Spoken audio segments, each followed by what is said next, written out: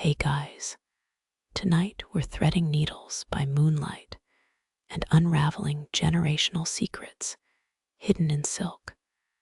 So adjust your screen brightness unless you want retinal burns from virtual embroidery. Before we begin, a pro tip: if your ancestors ever stitched insults into royal linens, maybe don't mention that in the comments. You kneel on a moth-bitten cushion, the kind your spine will complain about tomorrow. Moonlight slants through stained glass, painting peacocks across your work table. 17 spools of silk glow like captive ghosts, each labeled in your grandmother's shaky script. The Duchess's half-finished kerchief lies crumpled before you, its edges frayed like a spiteful whisper. Here's your reality check. Medieval embroidery floss could kill you. Dyes contained arsenic, mercury, even powdered mummies. One wrong lick of thread, and boom, VIP ticket to the afterlife. Survived the Black Death. Great. Now dodge the crafts. So, before you get comfortable, take a moment to like the video and subscribe. But only if you genuinely enjoy what I do here. Drop your location and local time below. I'm legally required to know which of you is stitching along at 3 a.m. Now, dim the lights, maybe turn on a fan for that soft background hum, and let's ease into tonight's journey together. Your thimble fits poorly, a cold silver cage stolen from your mother's jewelry box. Fingers brush the kerchief's central rose, its petals blushing murder red. Venetian merchants once traded spices for such dyed silks, though historians still argue whether that crimson came from crushed beetles or excommunicated Pope's wine reserves. Thread your needle. The eye resists a familiar spite. 3 attempts, then it slides through like a liar's smile. You pierce the linen, the fabric sighs. First stitch, a tight spiral anchoring stem to cloth. A draft stirs the workshop. Parchment scrolls rustle nearby, centuries-old patterns commissioned by a leaner of Aquitaine herself. Fun fact, her wedding veil allegedly contained 666 embroidered demons, hidden among the lilies. Church officials never noticed, too busy squabbling over heresy taxes. You work clockwise, petal after petal, until your thumb cramps. The rose swells, voluptuous and dangerous. 12 stitches in, the thread snags. Forced to backtrack, you taste metal, didn't realize you'd bitten your lip. Blood dots the linen, swear silently. Blot it with your sleeve. All great art requires sacrifice, right? Even if that sacrifice is just your dignity and hemoglobin. Midnight bells shiver through leaded windows. Your candle shortens, wax tears pooling around a tarnished candlestick. Somewhere downstairs, a maid coughs. The sound hooks under your ribs. 23 stitches. The peacock's tail feathers emerge in teal and gold. Your needle falters. This shade doesn't match the original. Faded scrolls claimed Egyptian cobalt, but you used lapis lazuli. Does it matter? The Duchess died coughing up silk fibers in 1423. Her opinions kinda moot. Wind howls. The workshop door creaks, just the wind. Just the wind. Keep telling yourself that, working the stem now.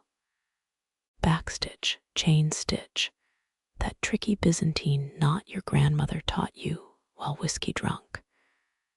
That woman could embroider saints while cursing like a sailor. Miss her. Miss her steady hands.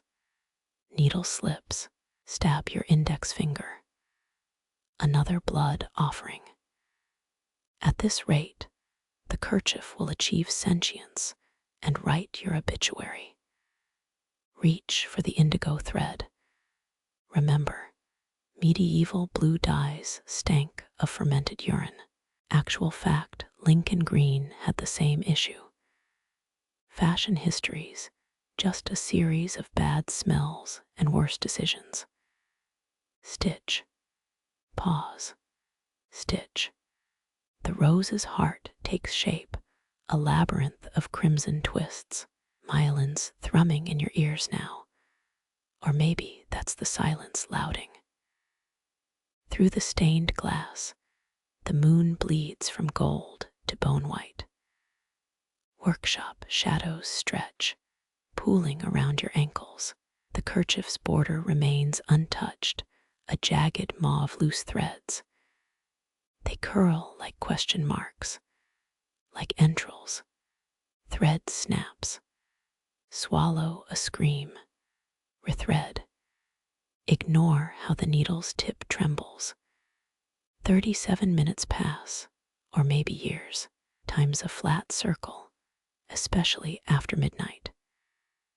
Especially alone with centuries of women's unfinished business. Last petal, last stitch. You knot the thread with reverent spite. The rose glows wetly in candlelight, a horrid, beautiful thing. Your hands ache, your neck screams, but the kerchief's centerpiece is done. Somewhere, a floorboard groans. The Duchess's ghost approves, or maybe just judges your tension consistency. Blow out the candle. Dawn licks the horizon.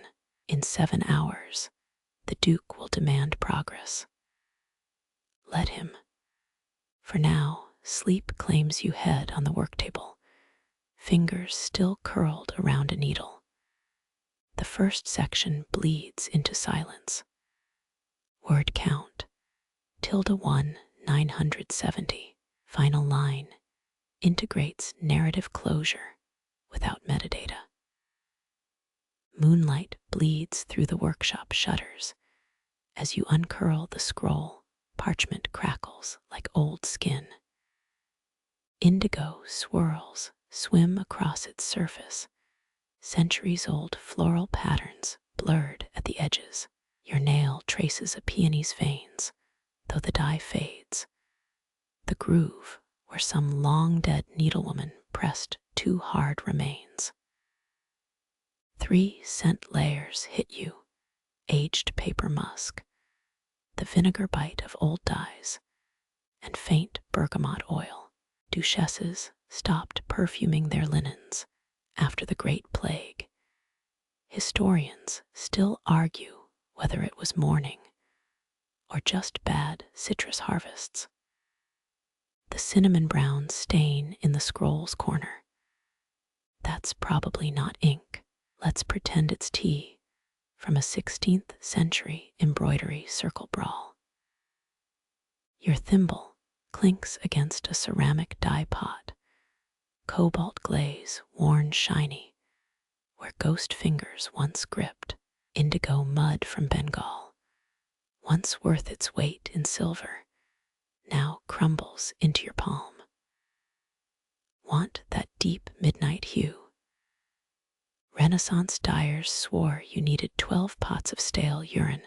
No, 24, if the moon was waning. They weren't picky about whose. Threads whisper through your fingers, silk strands smoother than courtiers' lies. Each spool's wrapped in onion skin paper, yellowed like a noble's teeth. You count 12 crimsons alone. Every shade has a name, dragon's breath, widow's blush, prayer book red, but half the labels flake off in your hands. Should have used cursive, ladies. A moth-eaten sampler floats to the floor, cross-stitched alphabets warping into thorny vines, child's practice or rebel code. The V and a museum's got a whole exhibit arguing that point. You squint, does that J look like a hanged man? Probably sleep deprivation. Your needle snags on a skein gold thread, tarnished black, where sweat tainted it. Guild rules forbade laughing while gilding said it made threads brittle. You test it, chuckle mid-knot, the strand snaps. Whoops, ancient artisans were apparently no fun at parties. The scroll's margins crawl with notes, tiny script accusing Lady W of stealing lavender dye ratios. Tudor drama hits different when it's in Comic Sans. Ancestor, you copy a vine motif, your version bulges where the original curved. Muscle memory's a fickle thing, your hands ache like you've stitched 10 lifetimes. Maybe you have. Dawn threatens at the windows. You light a beeswax candle rather than face the kerchief in modern light. The flame gutters. Shadows dance across generations of women's initials carved into the work table. One sets reversed, left-handed stitcher forced to conform. Or just someone carving a name backward to avoid the evil eye. Silk hisses through linen, each X-shape mirroring those on a 14th century pillow in the Met. Carbon dating proved some threads carried skin cells from 6 different needlewomen. Nobody admits it, but we've all licked thread to fix a frayed end. Genetic jackpot awaits the historian brave enough to test that. The last knot secures a leaf, your spine cracks like the scroll when you stretch. Somewhere, a 1587 embroidery manual scolds you for poor posture. Let them come arrest you. You've outlasted the Spanish Armada and 3 Tudor monarchs. This kerchief won't win the race tonight. The silver thimble nips your fingertip cold as a dowager's wedding band. Linen stretches taut in its hoop. That first puncture's always treason. You press. The needle slides through like it's remembering the way. 800 years of women's palms warmed this motion.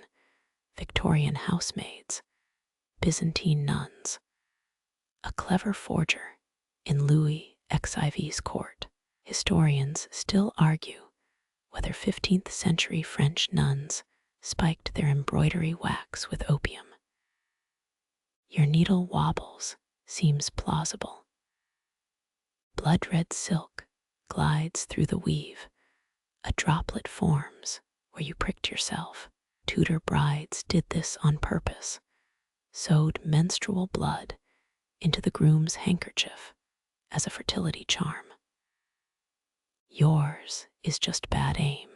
The stain blooms into a rose's heart, centuries of decorum, built on 1,000 such accidents. 3 stitches in, your thumb cramps. This is why Tudor embroiderers died before 40. You flex it, imagining some dead countess's ghost nodding approval. Her joints probably creaked like a haunted armoire. The thread catches a splinter, snags mid-petal. Medieval craftswomen chewed their thread, ends into points.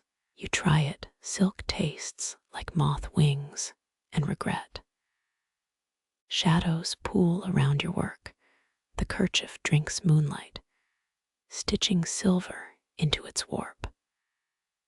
17 roses already done, each petal a different red. Renaissance guilds fined women for using crimson without noble permission. You double-check the scroll. Yep, Duchess Marguerite's crest allows all vermilions. Thank God for dead women's paperwork. The loom weights rattle as you lean closer. Clay discs etched with sheep marks, one's chipped, showing 7 layers of older paint beneath. Conservationists found lead makeup residue in Elizabeth I's embroidery weights. Coincidence?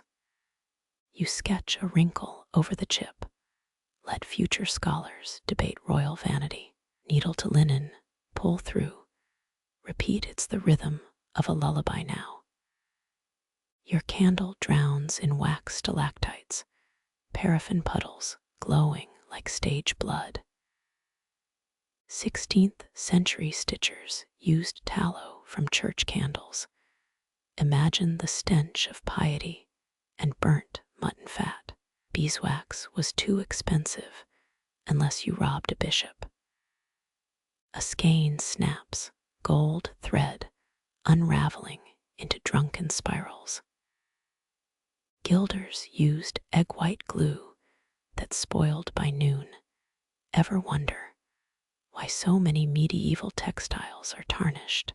Humidity's a harsh critic.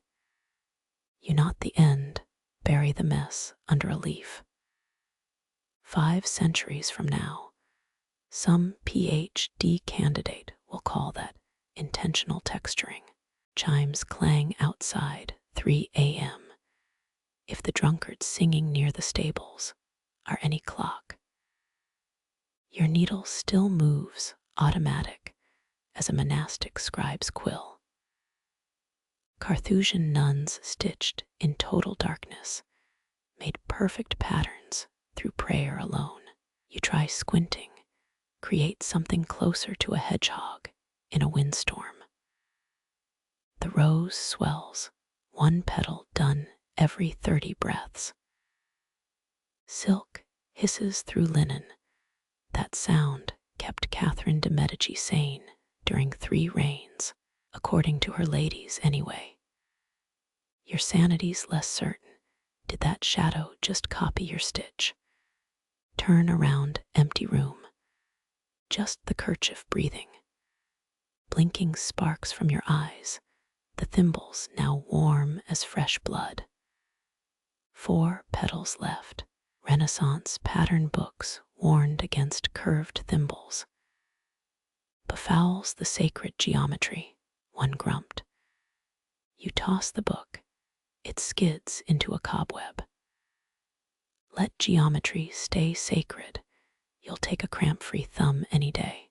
Dawn stains the horizon as rose-red as your ruined fingertips. You bite the final thread, taste salt and metal. 1 petal anchors 7 decades of tradition, or is it rebellion? Depends who holds the kerchief. Someday, they'll x-ray this, find your blood in the silk. Write articles, get it wrong. The workshop door groans, a servant girl brings watery ale. She stares at the finished rose, grins, missing teeth where the Duke backhands his staff. You show her the needle. She flees. Royal embroidery's magic fades when you see the price. Your hands unclench. The thimble leaves a mark like a lover's bite. Somewhere a clock ticks. Somewhere a ghost sighs over uneven stitches. The first rose is done. 71 to go. The kerchief exhales. Gossamer threads lift. With each shallow breath you steal. Moonlight bleeds through moth-eaten drapes. Your needlework glows like heat lightning over summer fields. 18th century embroiderers called this ghost silk. The way certain threads catch light even in tombs. You blink cathedral windows, never looked so hungry. A strand snags on your chapped lip, linum usitatissimum, common flax, same fiber they used for Egyptian mummy wrappings. Supposedly pharaonic weavers sang spells into the weave. Your version's less majestic, humming Radiohead's creep off key. The thread vibrates anyway, carries the tune into the linen's warp. 4 stitches in, the rhythm shifts, pull, twist, not like your hands remember motions your mind forgot. Bohemian nuns claimed repetitive stitching induced divine visions. You've done 19 rows. All you've seen is that suspicious stain resembling putin. Humidity warps the fabric. Comrade nose growing more bulbous by the minute. Shadows congeal behind you, stretching long-fingered palms over your shoulder. Queen Anne's ladies-in-waiting believed night stitching invited spectral helpers. One chronicle mentions a tall shade with ermine-trimmed sleeves correcting a misplaced satin stitch. Your visitor lacks panache. Its silhouettes all indistinct edges and bad posture. The kerchief ripples, silver threads gleaming like fish scales in dark water.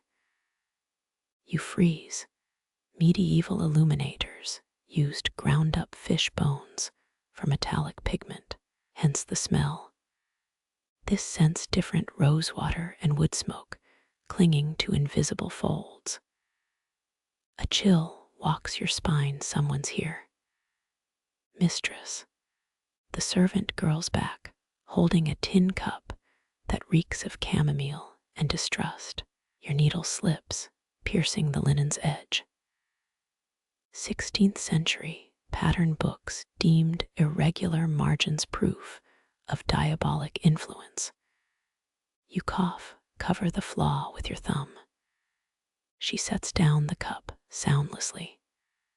Smart kid, her left cheeks blooming lavender, where the Duke's ring kissed flesh. Historians still argue whether Renaissance noblemen preferred striking jawlines or cheekbones for maximum bruise visibility. You push the kettle toward her. Its copper belly reflects her split lip. Thread hisses through linen. Your hands keep working despite the audience. Victorian etiquette manuals forbade sewing in front of servants. Preserves the mystery. They'd sniff. Too late, she's seen the blisters, the knotted threads, the way your pinky twitches like a dying spider. Her finger brushes the kerchief's corner pretty. The word floats between you, a soap bubble doomed to pop. Visconti brides embroidered poison into wedding veils, each stitch laced with henbane. You shake your head, dangerous thoughts. Her hands are too clean for sabotage. Moonlight fails, clouds swallow the sky whole. Your candle's down to a nub, wax pooling around a thimble-shaped island. 17th century, prison guards confiscated needles. After midnight, believed convicts could stitch escape routes through reality. The girl's eyes follow your needle. Maybe she's planning her own exit. 3 drops of wax hit the linen, white flowers blooming on crimson silk. Tudor apprentices paid extra for accidental wax stains, passed them off as pearls of devotion. You scrape off the blobs, leave faint smudges for future conspiracy theorists. The kerchief shifts again, fabric slithering like a living thing. Your needle jerks, piercing the rose's heart. Coronation robes of the Holy Roman Empire supposedly bled when mishandled. This stain's definitely yours. Another crimson petal joins the rest. Wind snakes through cracked windows, extinguishing the candle. The girl gasps. You don't. Persian embroiderers worked blindfolded during lunar eclipses for purer designs. Your fingers find the needle's eye by touch, threaded with muscle memory. 2 centuries from now, restorers will marvel at these stitches, never guess you were half drunk on cheap chamomile. Silence stretches, then a click. Flint strikes steel. The girl reignites the candle with steady hands. Her face glows copper, suddenly older. Catherine of Aragon's maids smuggled candles into her exile, tiny acts of rebellion preserved in wax archives. You nod thanks, she vanishes. The flame gutters.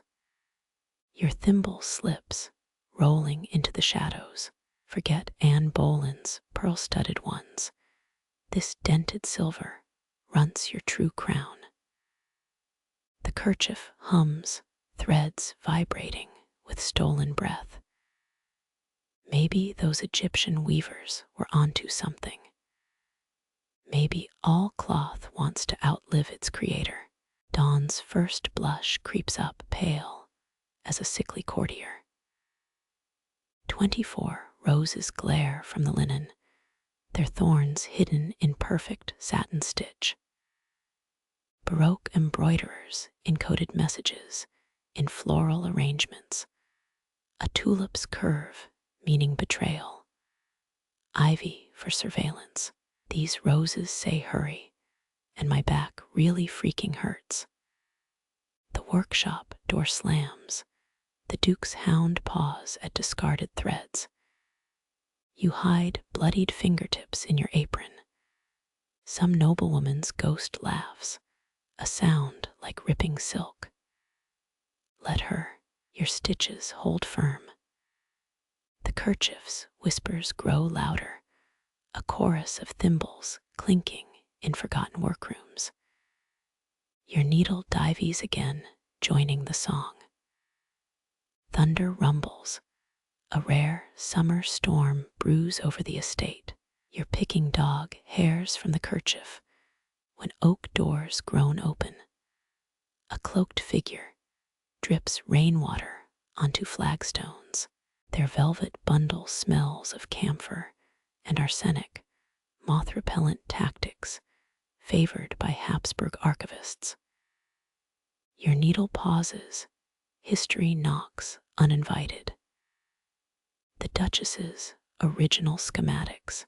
The archivist's voice grates like rusted shears. Their gloves leave mildew fingerprints on your work table. Inside the parcel lies linen yellowed as a smoker's teeth. A half-rotted embroidery pattern from Tudor times.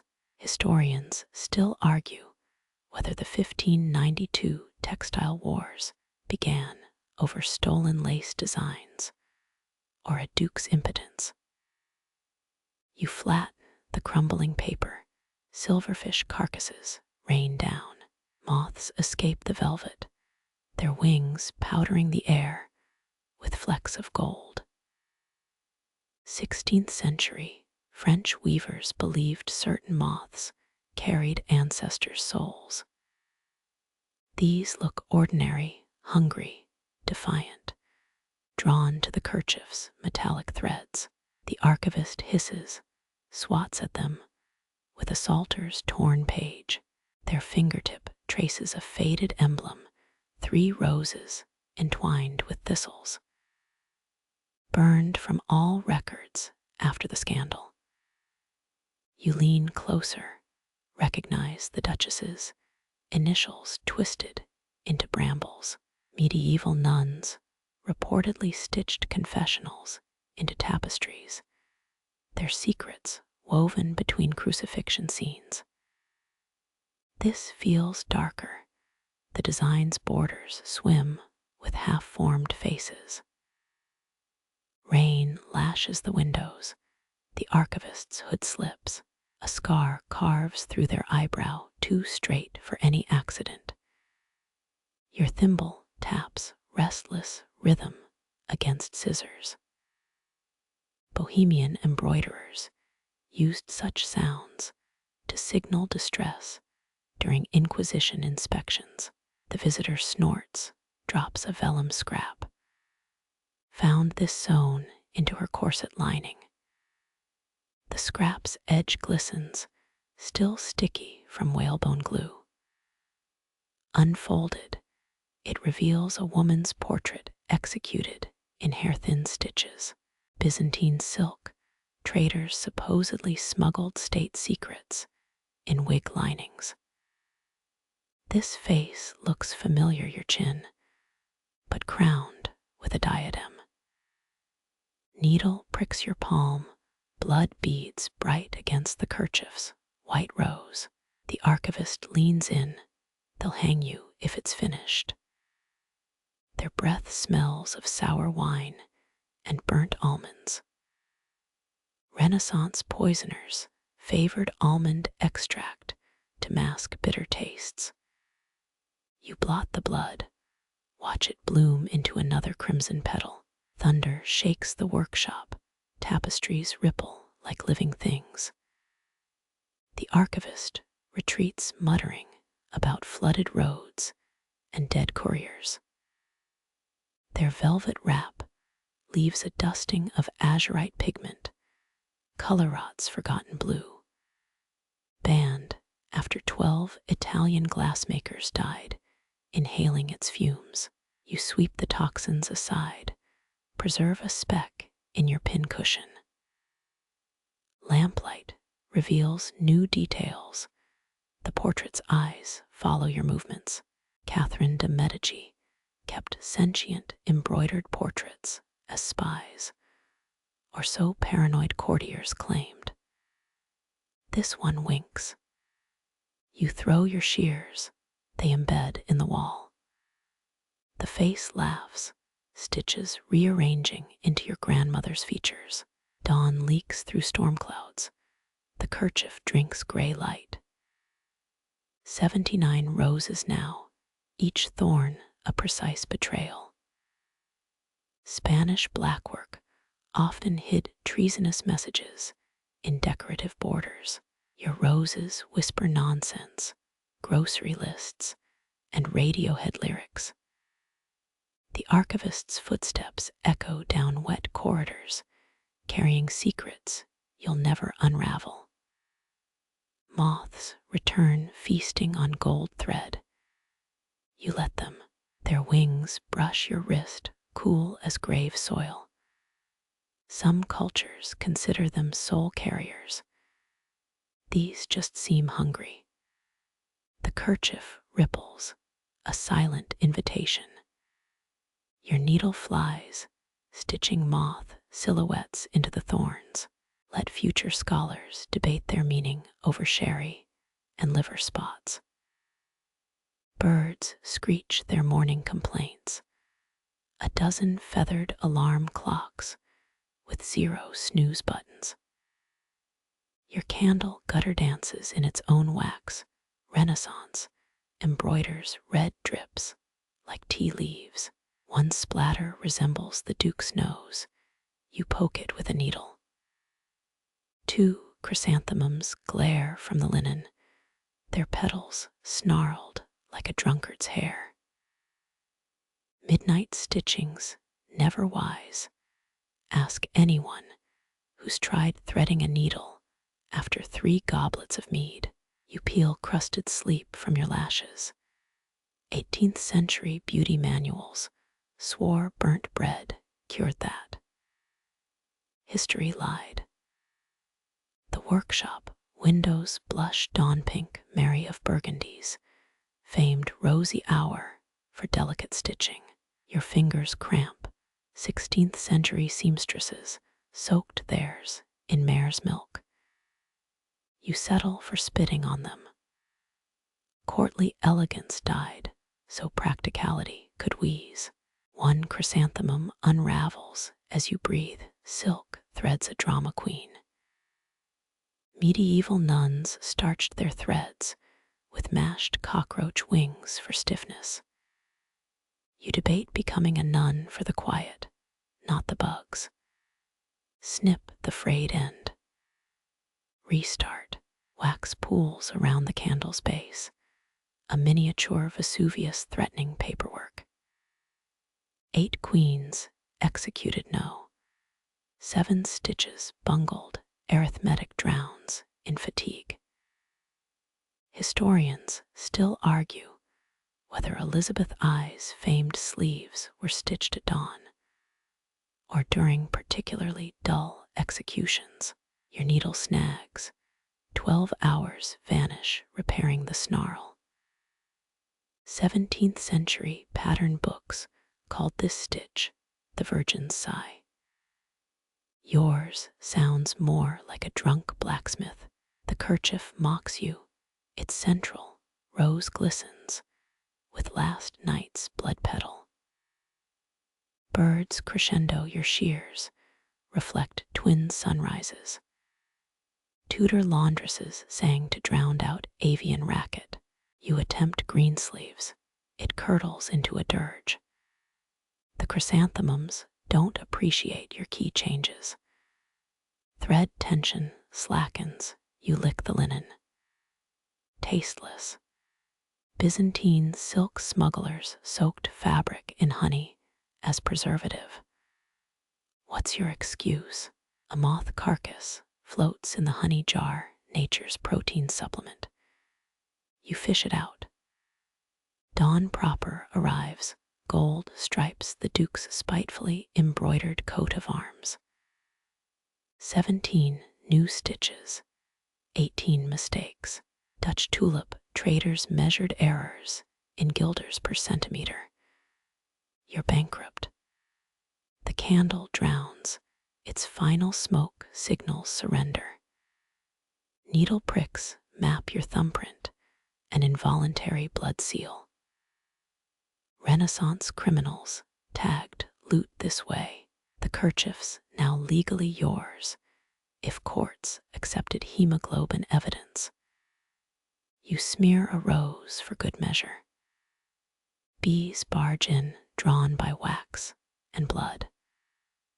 Medici royals kept apiaries for wound-stitching honey. You surrender a thimble of amber. Bees tax collectors with better wings. Their buzzing syncs with your stitches, nature's metronome. One chrysanthemum relents, petals smoothing like a bribed judge. The others, a lost cause.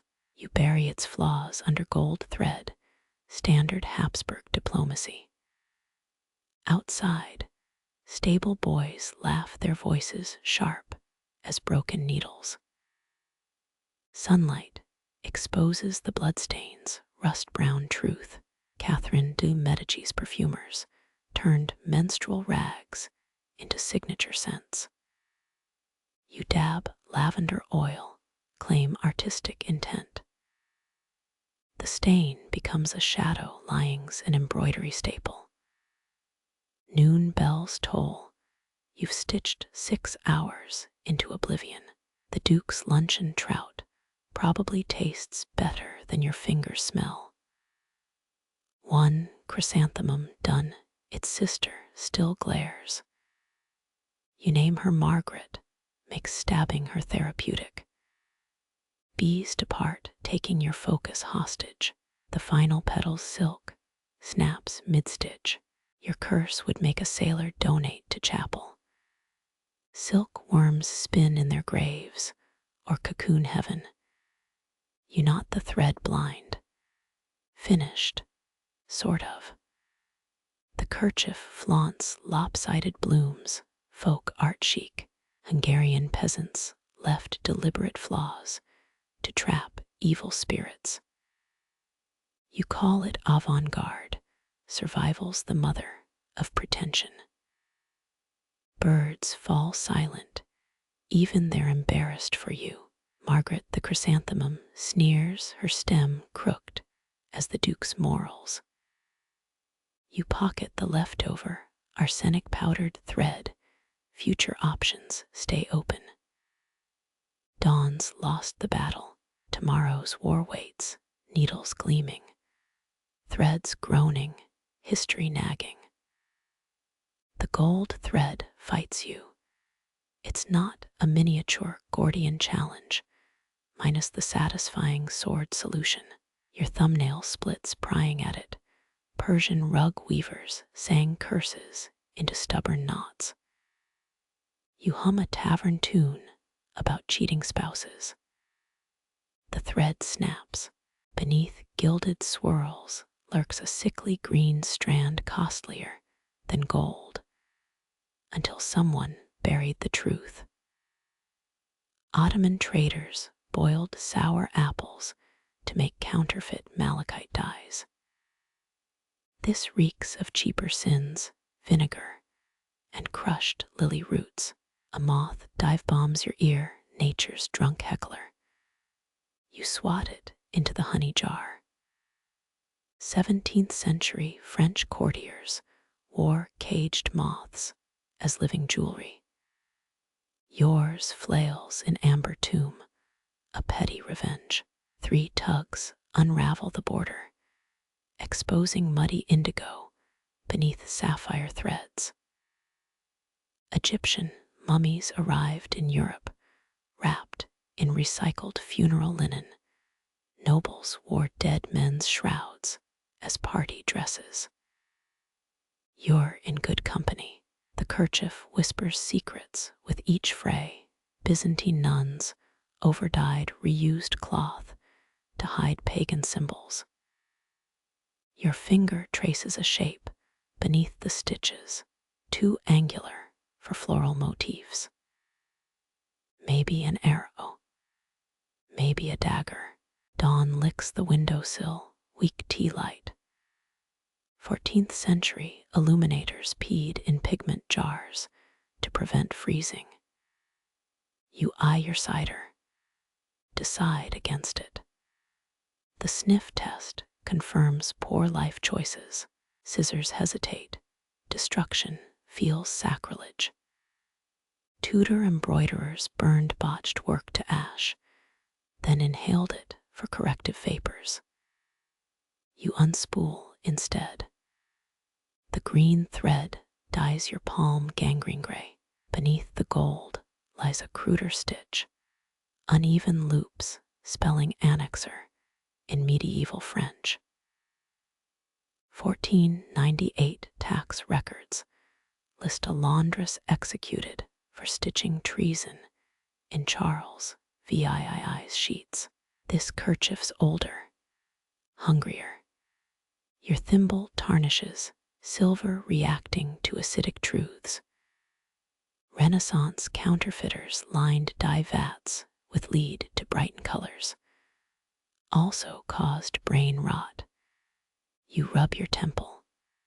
Coincidence. A shadow stains the wall too spindly for your own. The Duchess's portrait smirks from across centuries. Her 1482 wedding portrait hid a mistress's face in the drapery. Art's oldest side hustle. Pliers make quick work of the knot. Inside, horsehair, not silk. Mongol invaders used mare tail threads as siege map markers. This one points northwest, towards the Duke's hunting grounds, towards the old well. Needlework manuals label this technique la dissimulation. Versailles servants stitched palace blueprints into Marie Antoinette's corset laces. History loves a backstitched conspiracy. You realign the frayed ends, your pulse maps the thread's tension. The repaired gold gleams, murderer smiling in church. Scholars recently found arsenic in Marie de Medici's embroidery kit. Preservative claims the Louvre. Practicality hisses your inner cynic. You cough, dust, poison, existential dread. Truth settles like linen crumbs. This kerchief predates the Duchess, maybe by centuries. Carbon dating won't exist for 400 years. You spit on the thread, your ancestors' version of notarized documents. Outside, a falcon screeches, feathered mercenary employed by richer fools. Ottoman sultans sent embroidered handkerchiefs as assassination permits. One stained petal winks at you. The Duke hates falconry. You rethread with militaristic precision. Renaissance dyers faked Tyrian purple with mashed bladder snails and desperation. Your version uses lies and a stolen stick of sealing wax. Close enough. Midday sun exposes every flaw. Historians still argue whether mismatched dyes in royal tapestries were errors or encrypted gossip. You stitch the evidence shut. Let them debate your ghost. The final knot pulses, a lie packaged in guilt. Mesopotamian brides wore truth serum dyes in their veils. Yours just glitters. The kerchief lies docile now, history's lapdog begging for scraps. Your scissors hover. Victorian museum curators added fake embroidery to complete fragments. Deciding what's real is a privilege you carve with each snip. The green thread falls, dead serpent in honey. Silk covers sin better than confession. You hum, stitching gold over rot. Somewhere, a Duchess laughs, a dry sound like moths chewing through her shroud. The phoenix's tail feathers demand 7 blended hues. Your dye pots offer 3 and a prayer. Byzantine silk smugglers once hid jewels in bird quills. You hide bastardized history under thistle stitch. Emerald thread frays after 6 inches. Medieval illuminators mixed egg tempera with sacramental wine for durability. Your version uses stolen honey and spite. Close enough. Ash gray silk turns muddy under candlelight. Historians still argue whether 15th century phoenix motifs symbolized resurrection or coded anti-monarchy sentiment. Your needle stabs brighter. Let them choke on your ambiguity. 3 broken needles litter the floor, sacrifices to twisted linen. Renaissance apprentices swallowed stray needles to absorb their master's skill. You pocket the shards instead. Future archaeologists deserve puzzles. The third feather curdles, indigo, resists blending with oxidized copper green. Ottoman dyers achieved this shade by urinating in vats for 70 days. You improvise with vinegar and a rusty nail. Midnight wind carries the tang of distant forges. 18th century French embroiderers worked alongside blacksmiths. Heat kept silk threads pliant. Your cold fingers twist strands into rebellion. Someone coughs in the corridor, a wet, tubercular sound.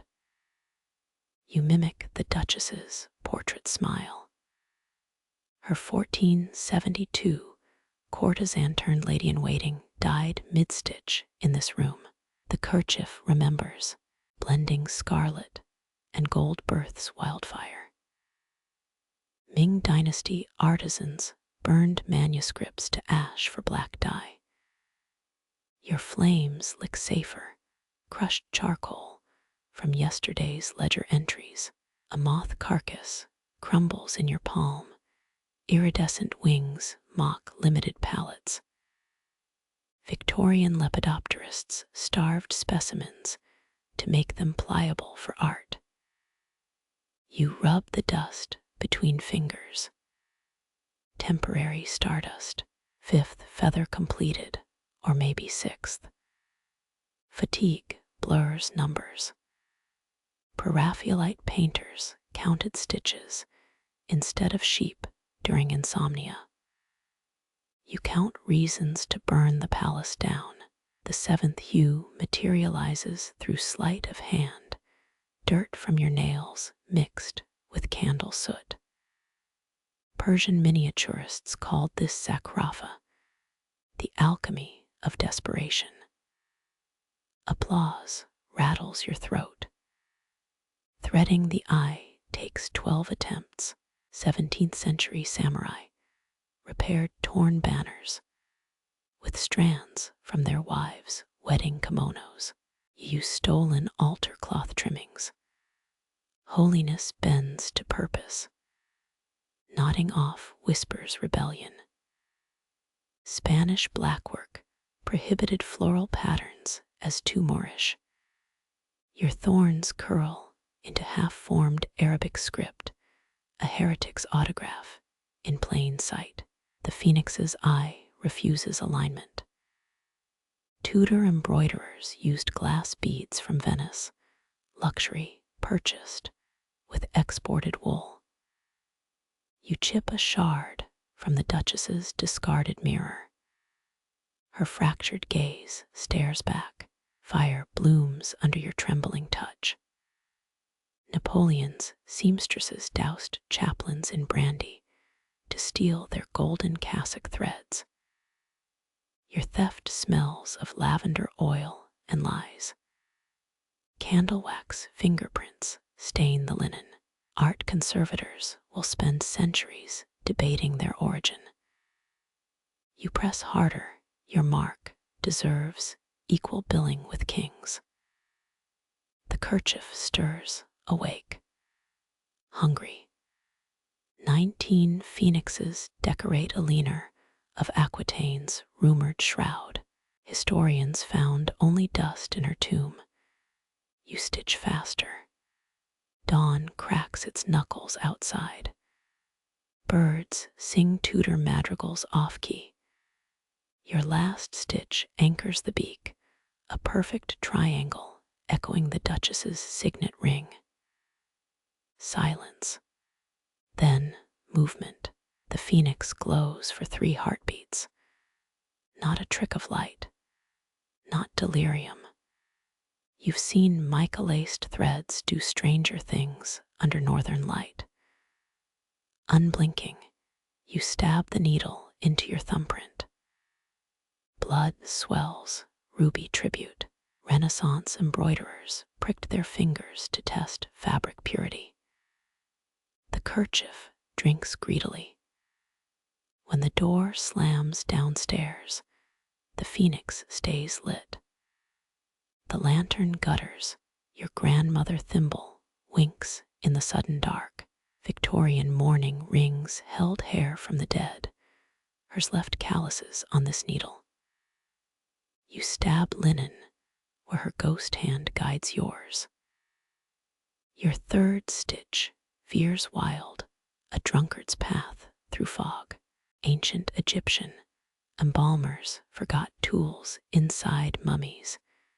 Their descendants still find rusted scalpels in royal ribs. You wonder what parts of her linger in your fingers. Jasmine oil wafts from the kerchief's folds.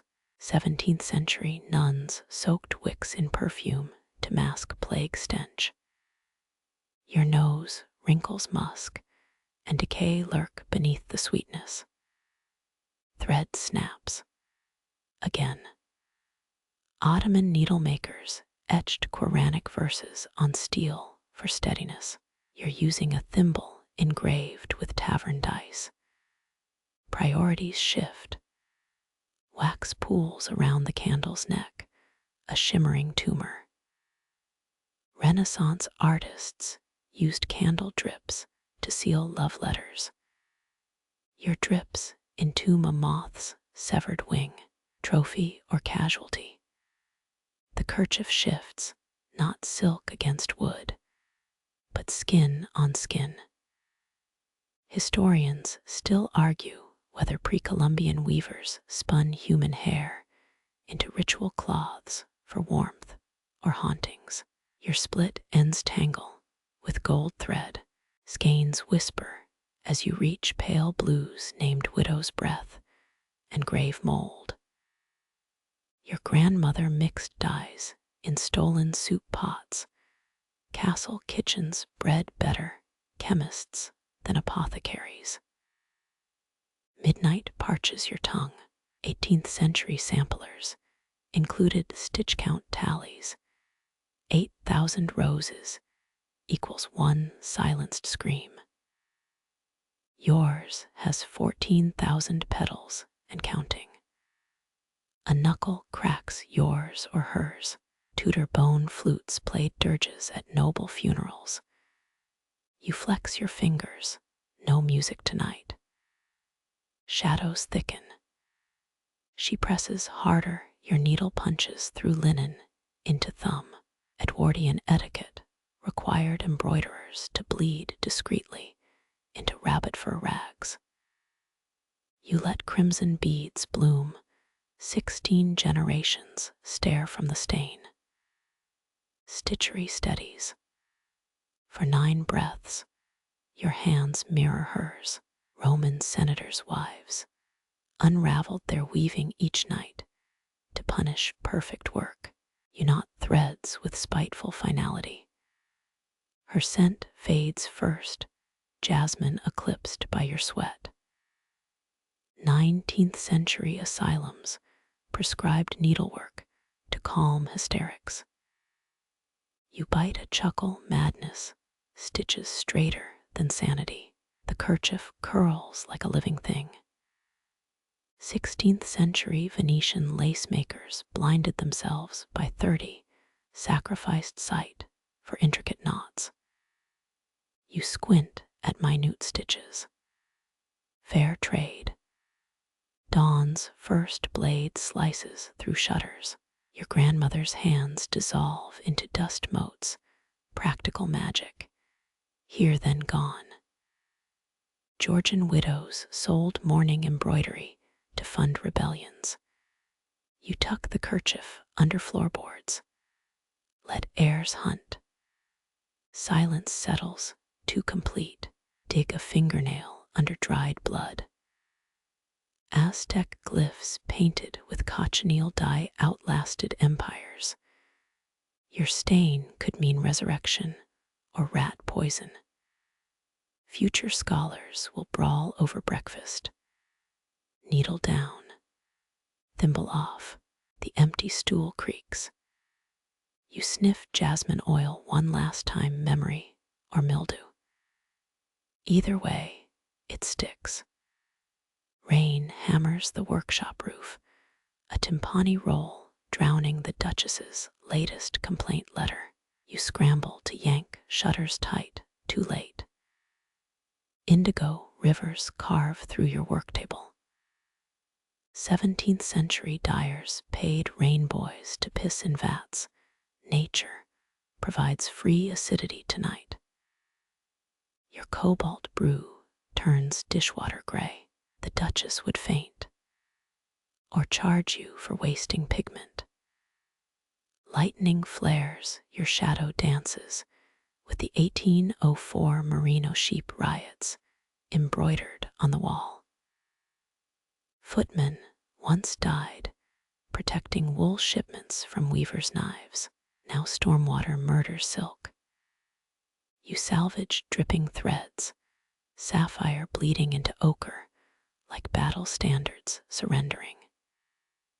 Tudor dyers believed storms imbued cloth with battlefield luck. Your fingers prune, maybe courage seeps through pores. Madder root swirls down a drain. Historians still argue whether Venetian dyers spiked vats with pigeon bones for crimson hues. You add rusted nails instead. Alchemy for paupers. The kerchief floats, a sodden ghost in the dye trough. Renaissance guilds drowned counterfeit textiles in canals.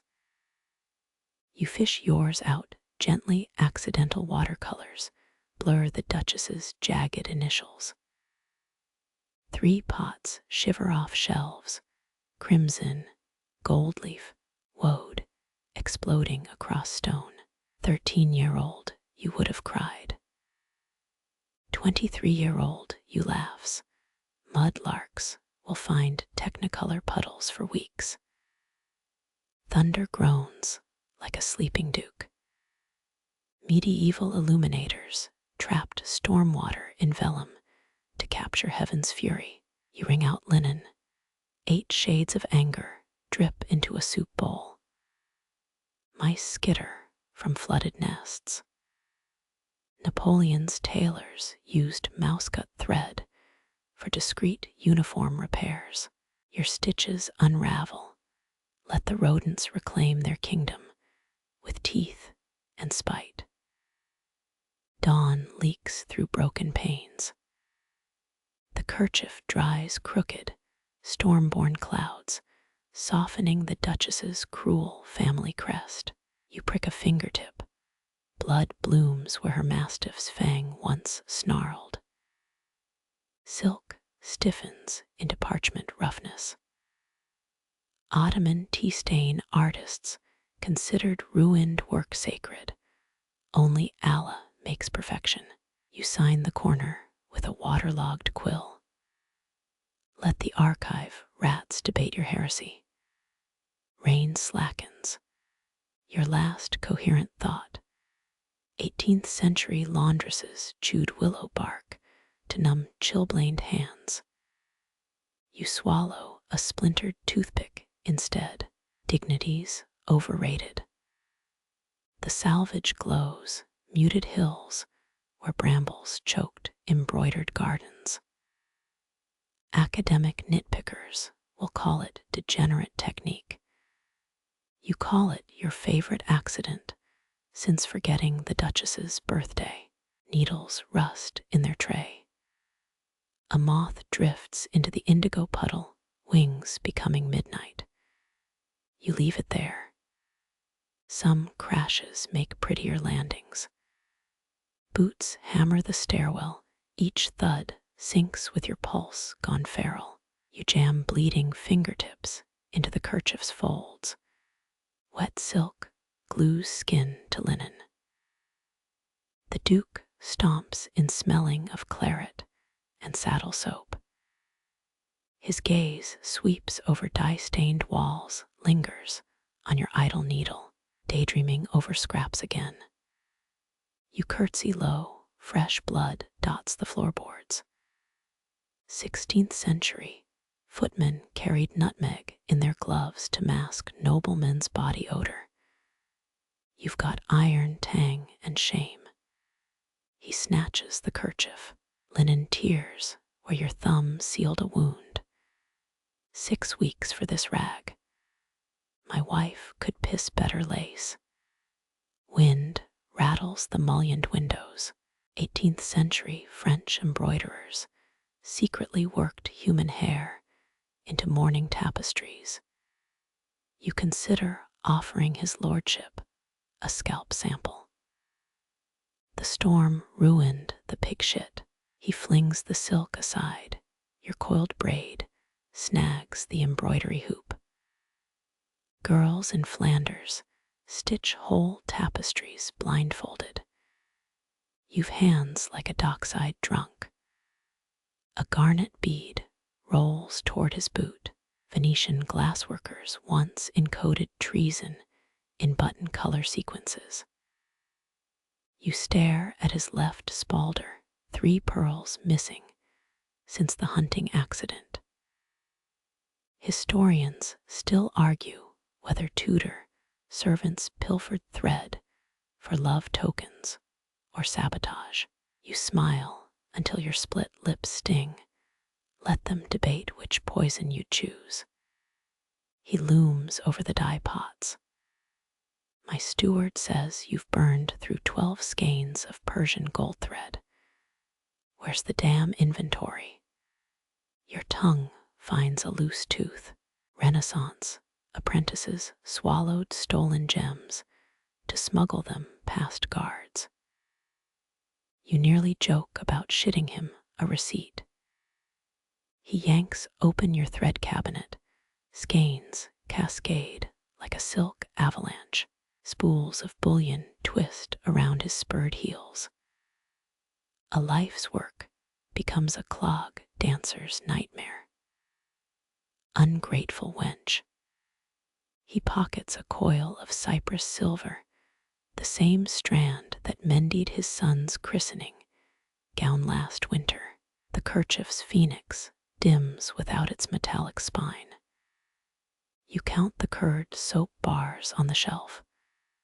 17. Always 17.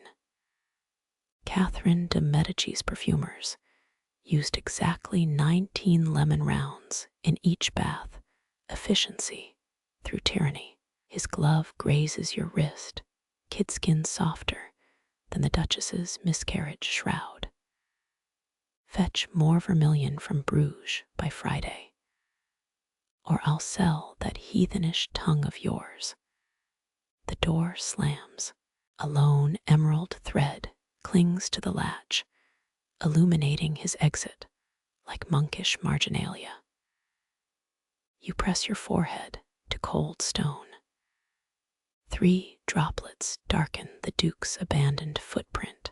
Prussian dyers claimed menstrual blood fixed scarlet pigments. You mix yours with lamp oil, paint his initials on a rat trap. The misplaced skein glints in his wake. Ottoman silk spinners fed mulberry leaves soaked in honey to mute worms' chewing sounds. You hope the cypress silver chokes his prize falcon. Dusk stains the workshop. Your reflection winks from a mercury glass, lopsided and raw. The kerchief sticks to your palm like a second skin. Somewhere below stairs, a whetstone screams against steel. You whisper to the phoenix's dulled eye, next time, aim for the jugular. Mice whisk away severed threads. 17 soap bars watch from the shelf, silent accomplices. You bite a bleeding knuckle. Salt and metal bloom, a familiar sacrament. Moonlight pools on the workbench. The kerchief drinks it greedily. A moth alights where the Duchess's initials fray, its wings dusting the silk with ancestral dandruff. You hold your breath.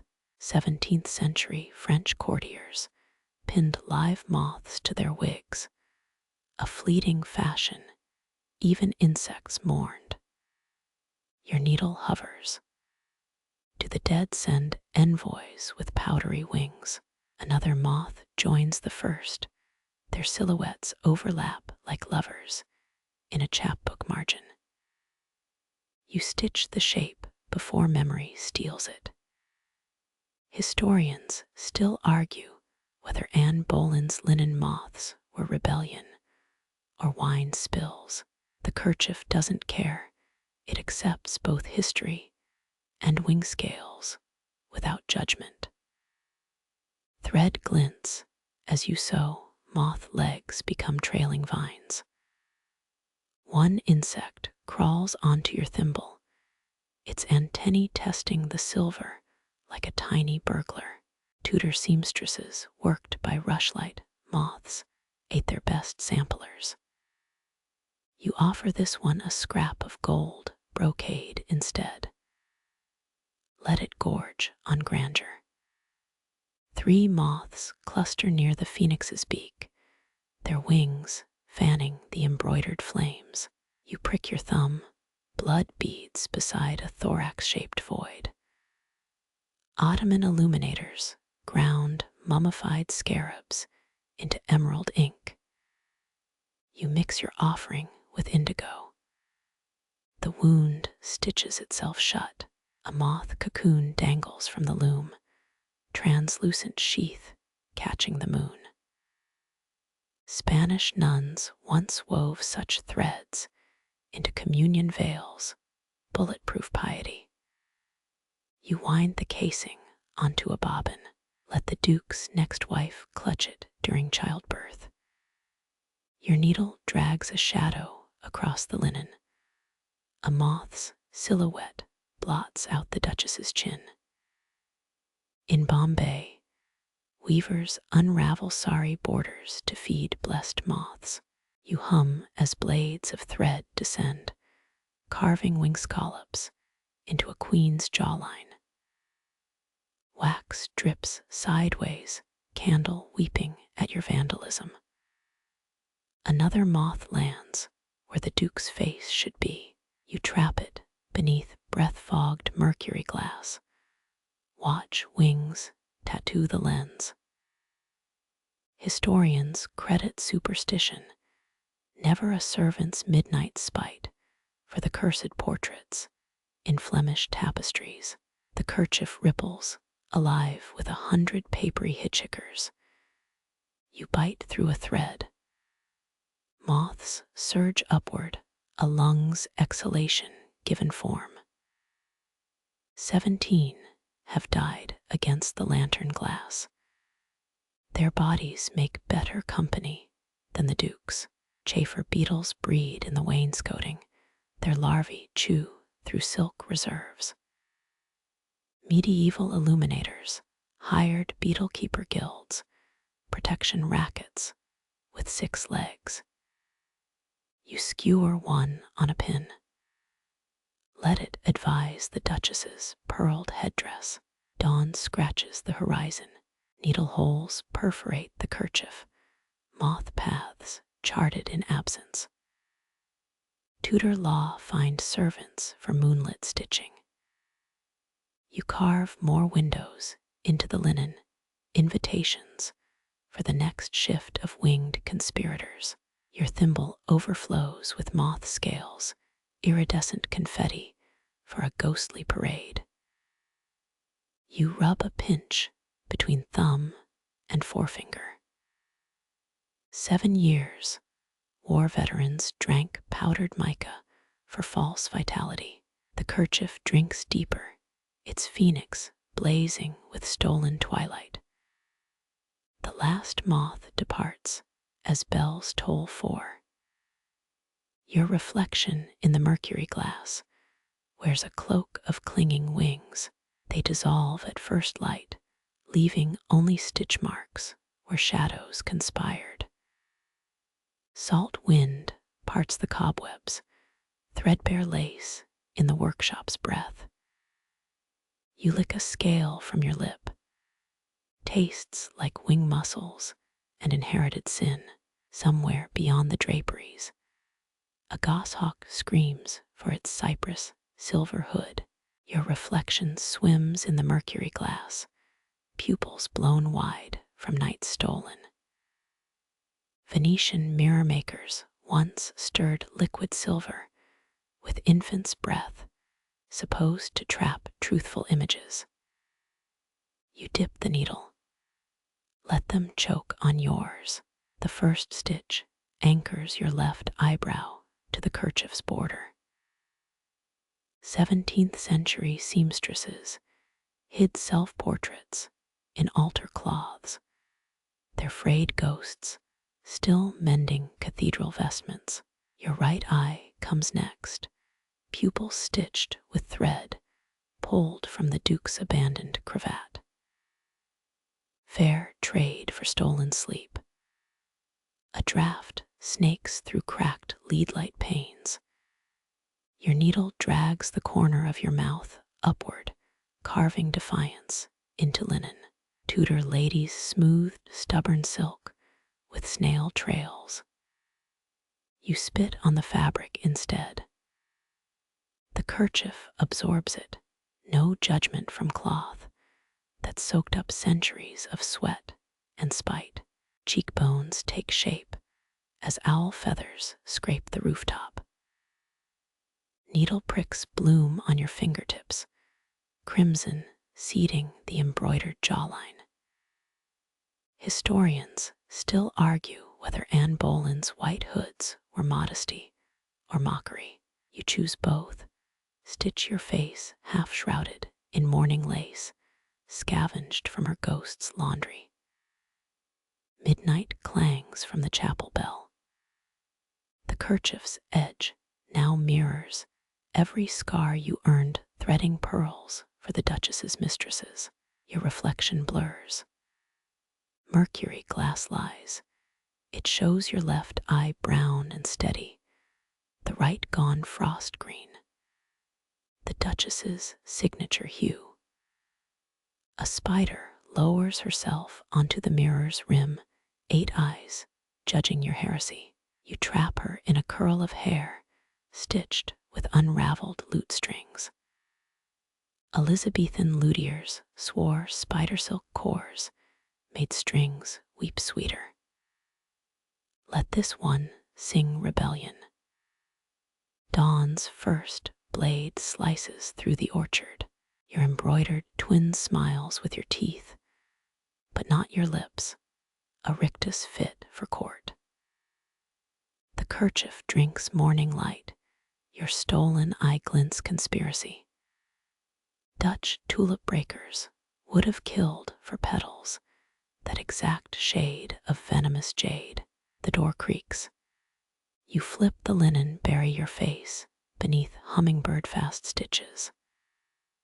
Scullery maid enters with vinegar to scrub the flagstones. She pauses, feels the kerchief's watchful weight, leaves without completing her task. First victory, sunrise thickens. You count 7 bloodstains disguised as rose hips. Pompeian fresco artists mixed menstrual pigment for goddesses' cheeks, holy rouge.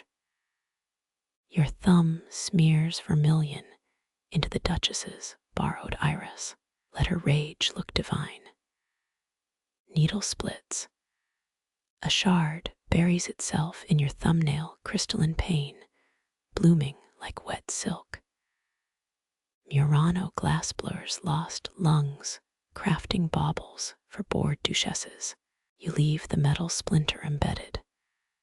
Treasure every scar these walls don't own. Noon stains the workshop amber. The Duchess's eye itches in its silk socket. You scratch with a needle tip, watch the pupil widen. Hungry little mimic, 9 layers of thread build your nose, each stratum a different stolen linen. Cathedral albs, burial shrouds, bastards swaddling clothes. Mice deliver stolen thread from the attics, payment for yesterday's crumbs. You knot their offerings into your left earlobe. Tudor ladies embroidered with hair from discarded brushes, trading vanity for permanence. Let the Duke's dandruff crown your cartilage.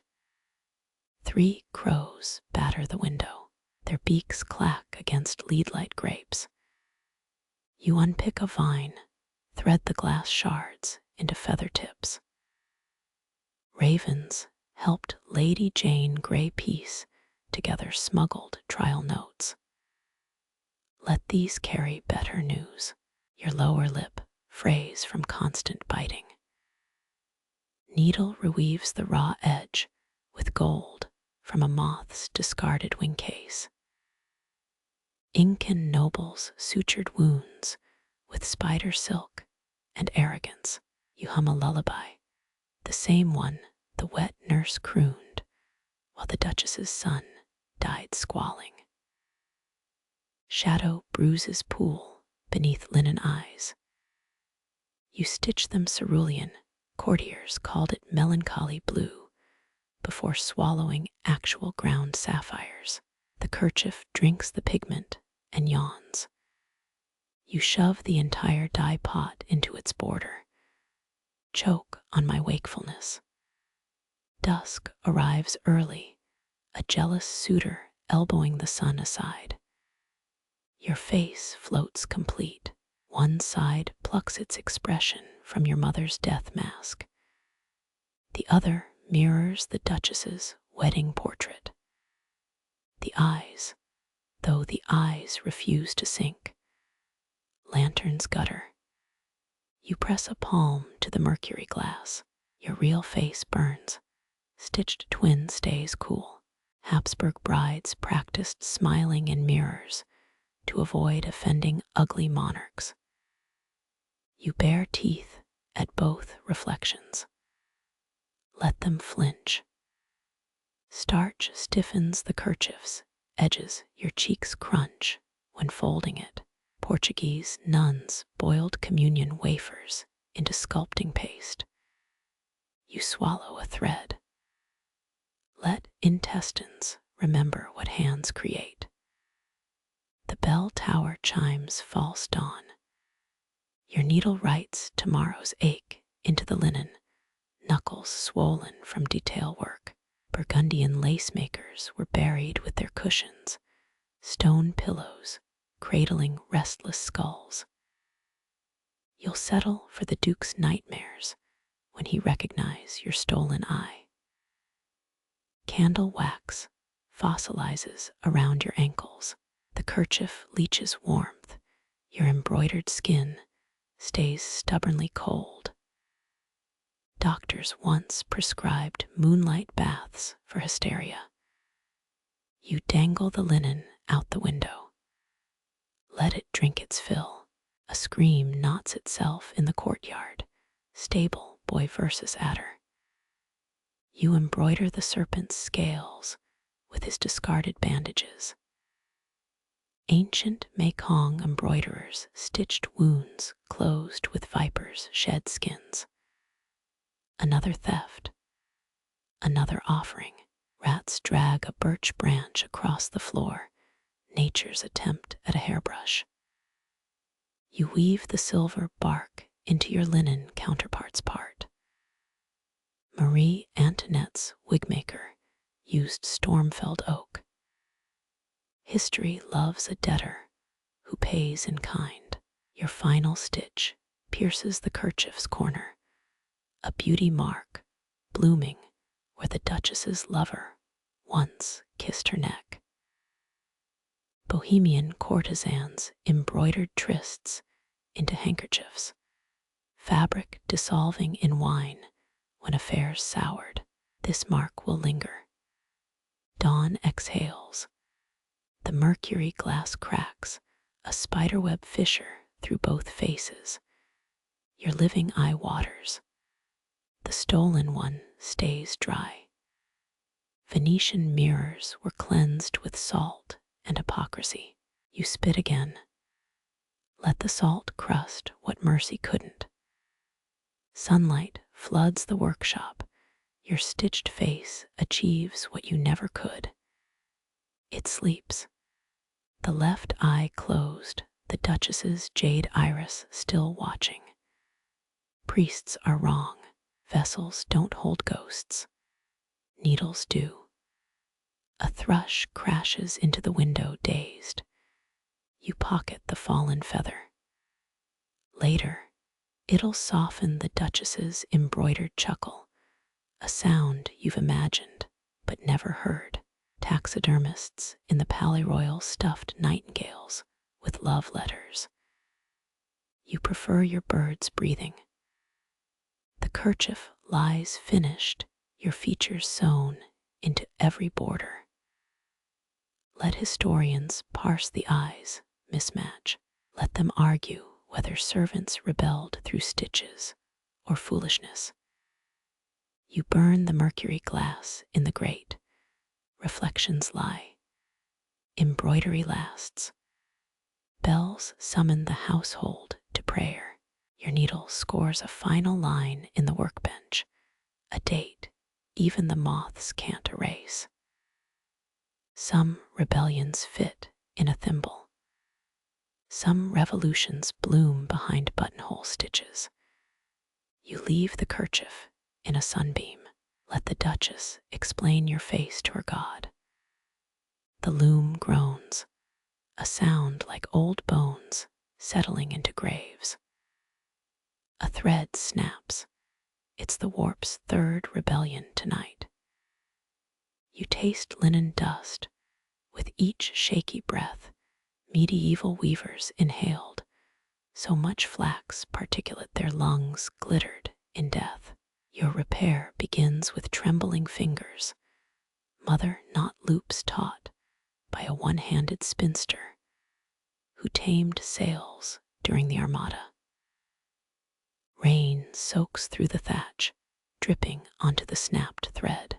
Tudor weavers blamed broken warps on spiteful pixies, left cream bowls to appease them. You spit into the pooling water instead. A spider swirls into existence, riding the droplet down. 8 legs embrace the fractured fiber, nature's perfect repair crew.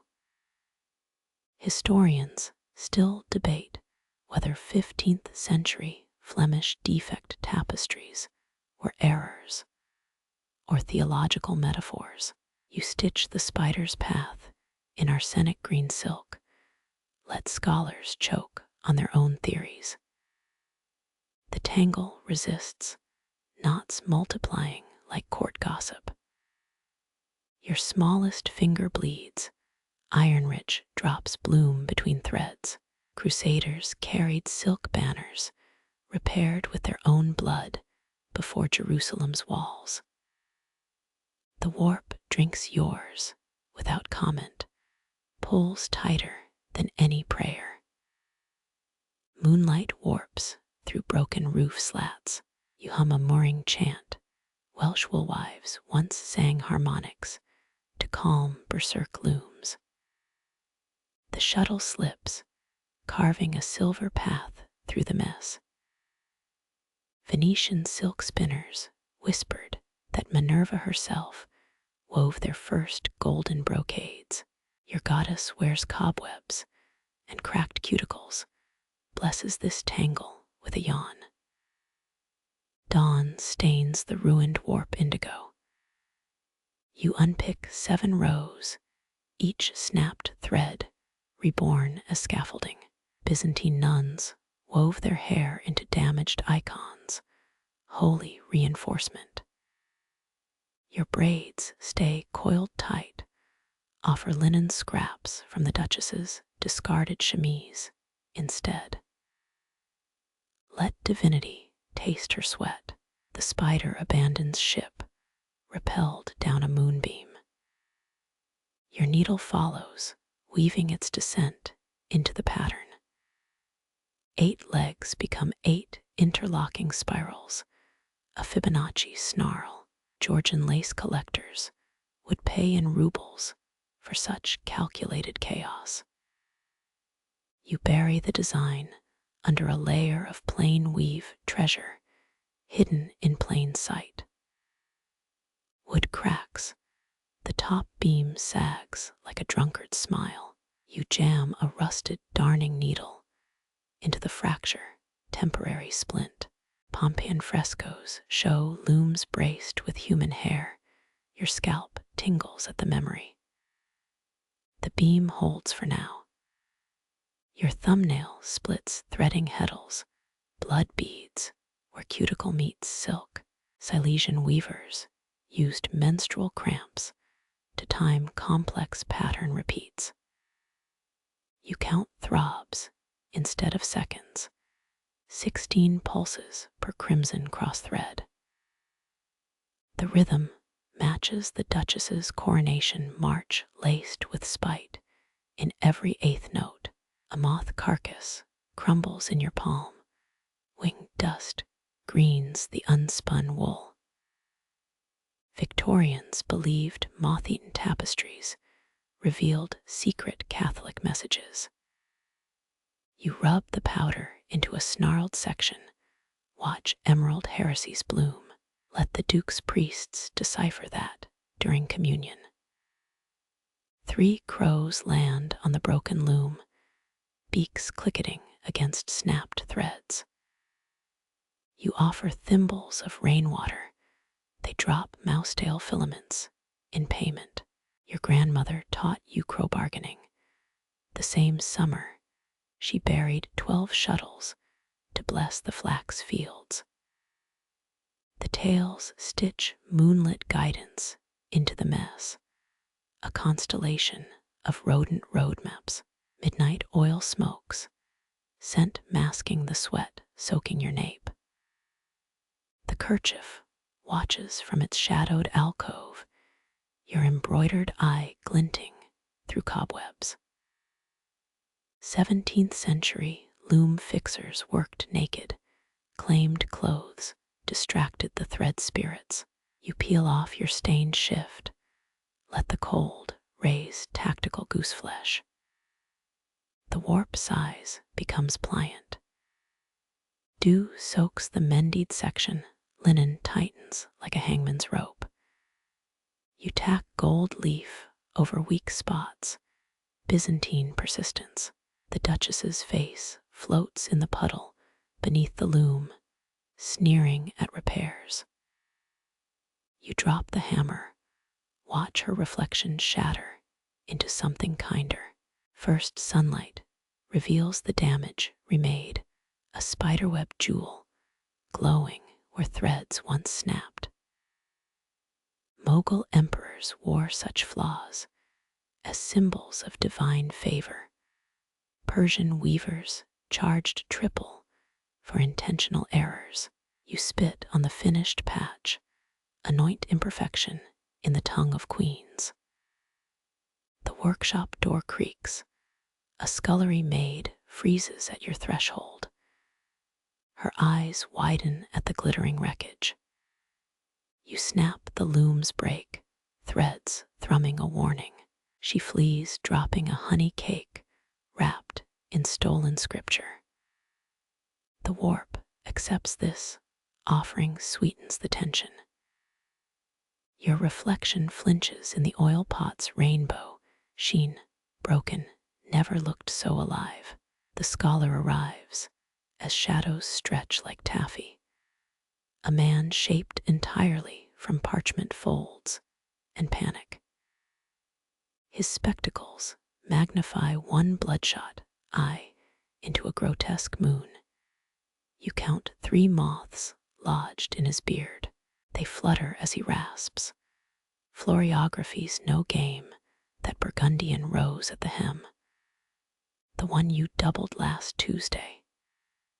Its thorns angle at 45 degrees in Milanese stitch language that screams regicide. You pluck at the offending bloom. Silk pricks your thumb. Victorian ladies used flower codes to pass battlefield deaths through embroidery hoops. Their bouquets bled secrets. His nicotine-stained finger jabs the central petal. See this inward curl. Habsburg agents hung men for less during the Urca revolt. A moth escapes his whiskers, lands on your needle. Its wings beat semaphore, even disgraced signalmen could decode. Burn it, he hisses, before the Duke sees. His breath smells of monastery archives and fermented plums. You hum a Welsh loom-calming hymn, tuned deliberately off-key. Historians still argue whether Catherine de Medici's embroidered gloves contained poison symbols or just poor stitchwork. The kerchief stays put. Your scissors snip a fresh thorn from gold bullion thread, its tip sharper than the Duke's writs. Fail at comprehension, do we? The scholar's neck tendon pulses like a trapped eel. That's not a repair, it's a provocation. Your grandmother's voice curls through memory. Never trust a clean-fingered scholar. They've never wrestled a bobbin at midnight. The man leans closer, snags his sleeve on the new thorn. A crimson bead swells above his wrist. 16th century Sicilian nuns embroidered poison into clerical vestments using viper venom dyes. You smile, harmless madder root stains your thread. He retreats, clutching his wounded arm. Fool, that motif's older than Christ's toenails. True Persian rug weavers hid Zoroastrian curses in border patterns when Islam conquered Ctesiphon. But the Duchess's limewood loom creaks a different truth. Its warped frame prefers your defiance. The scholar flees, trailing Latin epithets and moth scales. You rethread with cochineal, stain the thorn's base arterial red. Some claim medieval pattern books were encrypted alchemy texts. Your gut says they were just bad instructions. The kerchief's roses deepen, their shadows plotting in Fibonacci spirals. Rain taps a derisive rhythm on the workshop roof. Your needle arcs, stitches spelling try harder in Carthaginian trade shorthand. A moth lands on the scholar's abandoned inkpot, dips its legs in sepia. You let it walk across the linen's edge, 8 tiny V's screaming rebellion in insect script. Dawn finds your thorns, bristling, each barb angled to snag a tyrant's palm. The Duke's breakfast trumpets blare downstairs. You spit polish the last golden spike. Your reflection grins back, haloed in spider silk and bad decisions. The cobalt vat exhales, its fumes twist into serpentine dragons that lick the rafters. Renaissance dyers needed 12 pounds of alum to fix this shade. Your lungs now barter breath for blue. 3 drops of fermented indigo pool on the kerchief, a mistake or masterpiece. The steam thickens, chasing candle flames up to where spiders knit fog into lace. A drip lands on your wrist. You're suddenly 9 years old, stealing Lappy's lazuli chips from a Venetian trader's stall. His cursing mingles with the squawk of caged parrots, their feathers dyed blazing scarlet to please Medici brides. Brazilwood, your grandmother whispered later, stains twice as deep when soaked in piss. You never asked whose. Threads swim like eels in the vat, their ends fraying into the Danube's murk. 16th century clothiers hired orphans to stir dye pots, tiny, hands less likely to pilfer precious powders. Your ladle scrapes the bottom, taps something hollow. A leaden horse surfaces, Roman nose oxidized green, saddle eaten by centuries of tannins. Tax collectors hid coins in dye shops during barbarian raids, or so drunkards claim at the Goat and Galloon.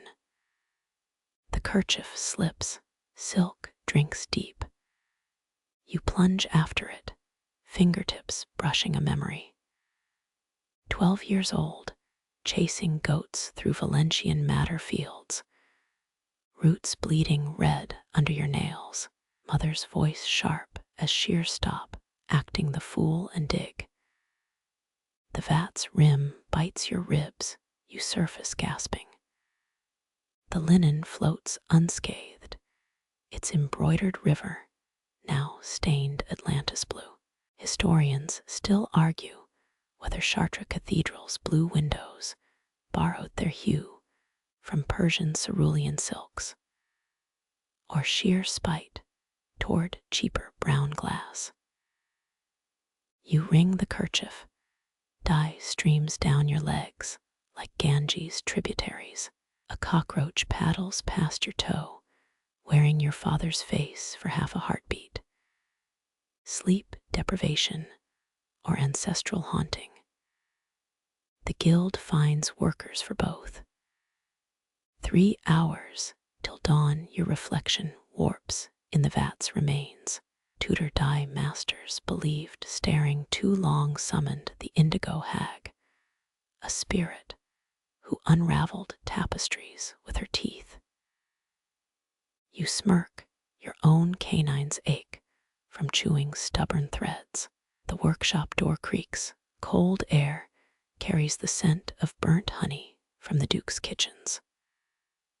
A fly drowns in the dye pot, its death throes spell repent in high German needlepoint shorthand. You ignore it. Let the hag come. Let her gnaw through this thrice cursed cloth. Her spittle might soften the linen's bite. Footsteps echo in the corridor, too heavy for servants, too hesitant for guards. You dunk your head, hold breath, until the world shimmers. When you rise, the kerchief's river has swallowed 2 more border stitches, its current now strong enough to pull needles from your grip. Some claim medieval dyers floated bodies in vats to test dye toxicity. The real poison was the guild dues. Moonlight bleeds through a cracked jar of woad, casting bruise-colored shadows. Your thimble overflows with liquid sapphire. It stains the Duke's unpaid invoices when you fling it. The river coils tighter, a noose of your own making. By dawn, the kerchief's blue will outlast your name. Let historians parse that. The last candle drowns, its wick hissing like a scorned mistress. You press your cheek to the sodden linen. Somewhere beneath the indigo hum 7 generations of women laugh. Their teeth glow turquoise in the dark. The ivy swallows the R before you can reconsider. Silk leaves twisting to hide your treason. Tudor sumptuary laws banned gold thread for anyone below Viscount rank. The Duke's own vaults bled dry to gild his wife's handkerchief. Your needle stabs linen where the R once breathed, replacing rebellion with botany. 17 emerald strands vanish into the design, a gardener's loyalty paid in chlorophyll. Beeswax drips on your thumbnail. You suck it clean, bitter as unrequited letters. Medieval embroiderers allegedly used thread spun from spider silk, each strand laced with venomous good luck. Your spool holds common flax, poisonless, predictable, perfect for forgery. The R resurfaces as a leaf vein, pulsing faintly where moonlight hits. You stab it again. Needlework manuals from 1563 warned against stitching after midnight, said vengeful spinsters possessed drowsy fingers. Yours tingle anyway, whether from fatigue or spectral guidance. Who cares? A thimbleful of vinegar steams nearby, its sharpness cutting through indigo's lingering fog. You dip the needle, watch acid bleach the R to bone white. Not dead, just buried. Historians still debate whether Anne Boleyn's sleeves hid Cromwell's initials in blackwork spirals. Both were fond of petty revenges. Your own sabotage feels smaller, a single character dissolved in chlorophyll. Dawn creeps through the workshop's single eye, a cracked bullseye pane bought cheap after the Scottish Wars. The kerchief drinks sunlight, ivy glows triumphant. You cough, taste metal and something sweet. Two moths cling to the fabric, their wings dusting the R's grave with scales. Conspirators, you murmur, stitching their silhouettes into the foliage. 16th century, Geneva burned a seamstress for teaching moths to spell heresies. Nonsense. But payrolls list the executioner's fee. Your needle hesitates, then adds an extra antenna. Let them argue entomology inquisition. A dropped pearl rolls under the table. You let it go. Persian brides sewed pearls into veils to weep without ruining makeup. Your eyes stay dry. The Duke's hounds bay beyond the wall, their howls sync with your pulse. One jerks the needle sideways. A jagged stitch splits the leaf. You name it authentic weathering. The lover's last letter crackles in your bodice, its ink smeared from sweat and indecision. Burning, it would be wiser, but arson draws attention. Instead, you unravel 3 threads from the kerchief's hem, weave them through the parchment's fibers. Fibers become fable. Fable becomes forgetfulness. A 1548 ledger from Florence describes love linen absorbing ink messages, then dissolving in rosewater. You'll settle for sewage. 3 quick tugs tighten the border. Ivy throttles the last evidence. Someone will notice. But guild apprentices miss belt buckles, and mistresses, why spot 1 trembling leaf? You press the kerchief to your cheek, linen scratches like unfinished vows. Somewhere, a lover twitches in sleep. Somewhere, a duchess preens before her glass. The workshop, already halfway to dawn. Moonlight bleeds through the cracked bullseye pane. The kerchief glows like a stolen relic. You flex your hand. Calluses mirror the Duchess's painted ones. Renaissance portraitists obsessed over hands. Soft palms meant nobility. Needle scars meant shame. Yet hers show both. Yours too. A spider descends on its silk, dangling between her Oilandig tempera smile and your raw knuckles. 16th century illuminators sometimes used spiderweb glue. It yellows faster than prayer. You blow gently. The arachnid swings toward her embroidered cuff. Collaborator or critic? Hard to tell. Her portrait's lace collar took 3 months to paint. The artist signed his receipt in chicken blood. Yours took 3 hours, knotted threads mimicking brushstrokes. The kerchief bridges both hands. Your thimble taps the frame's gilded edge. A matching dent appears in silk. You jab the needle, linen accepts it grudgingly. Court ladies wore lead-based ceruse to whiten their skin. Their hand cream contained mercury. Poisonous vanities. Your own stains are cheaper. Indigo bruises. Vinegar burns. The persistent red of pricked defiance.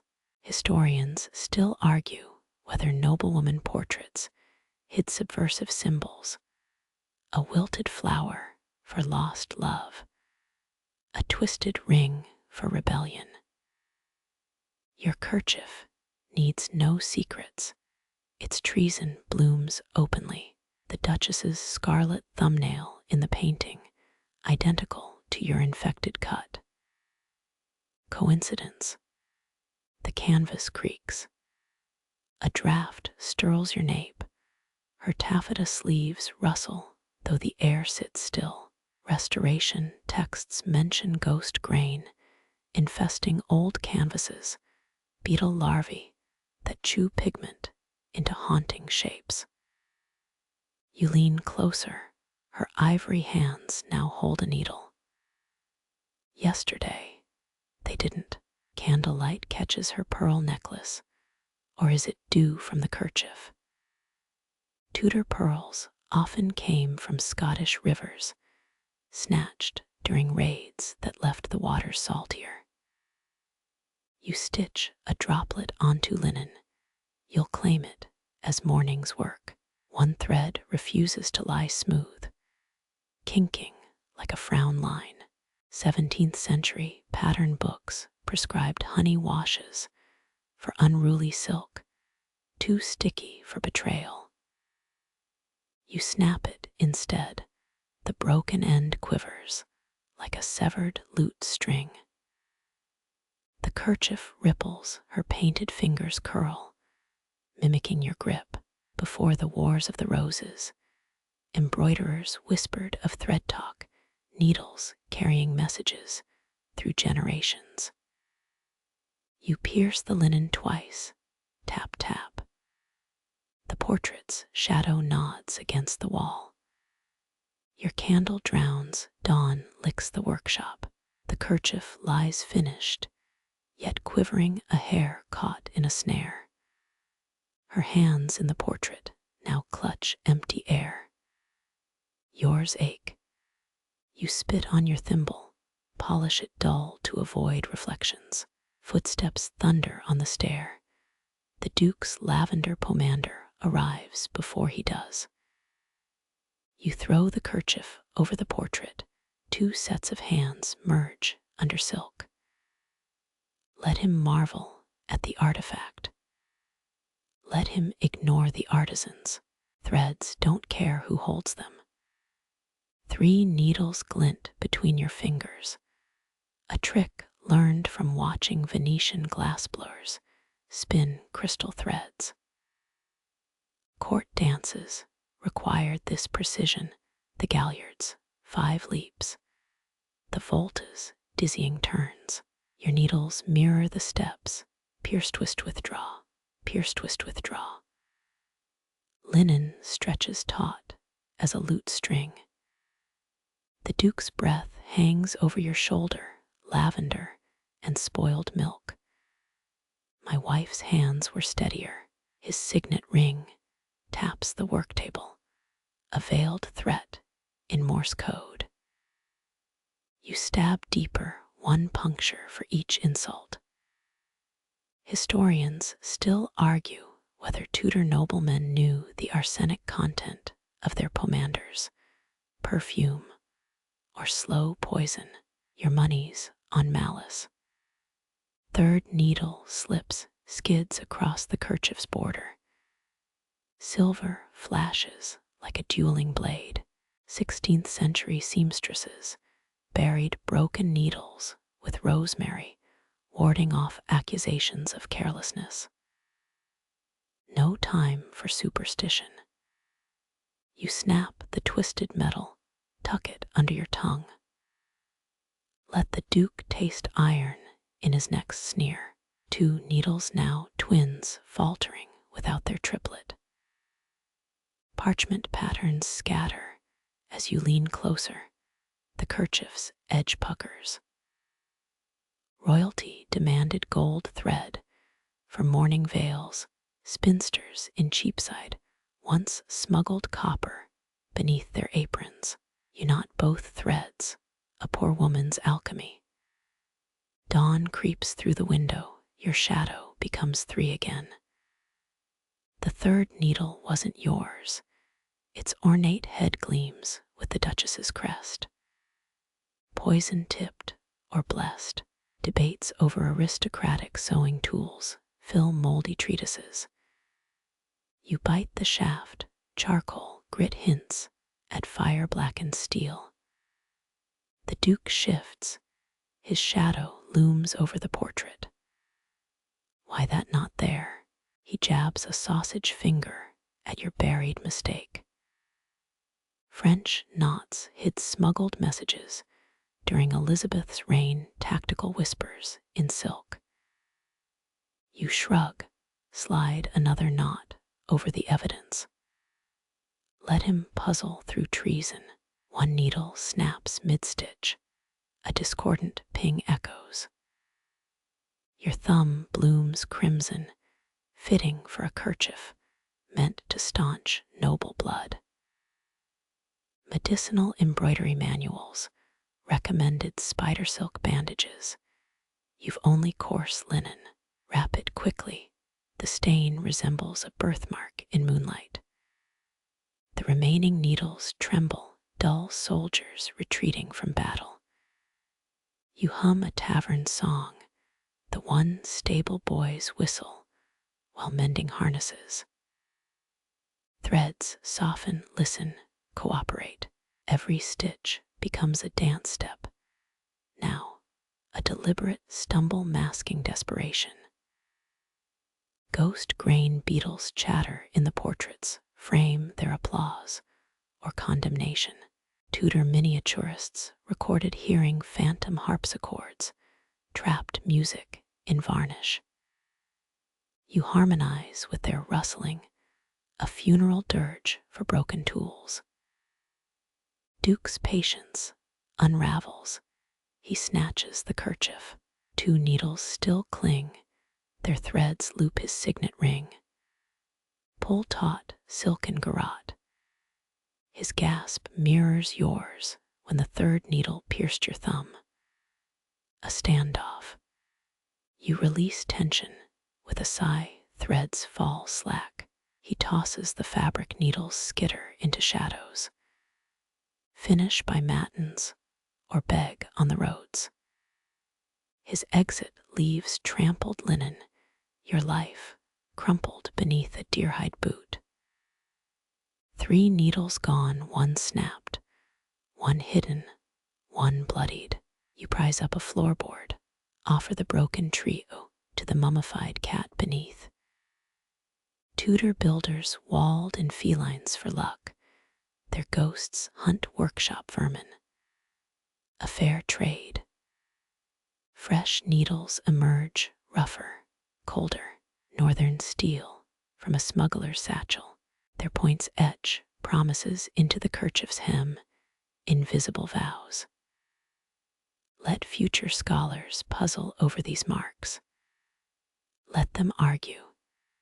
Candle wax pools like molten pearls. You sculpt a throne for your thimble. The dance of the cormorants plays faintly downstairs, nobility's laughter sharp as mist stitches. Your needles move slower now, funereal grace. Each puncture leaves a shadow twin in the portrait's linen sky. 1, 2, 3. Dawn arrives. Your French knots bloom like black roses. The Duke's critique shifts to grudging silence. You spit on his shadow as it retreats. Saliva and blood mingle with silk. Let historians call it due.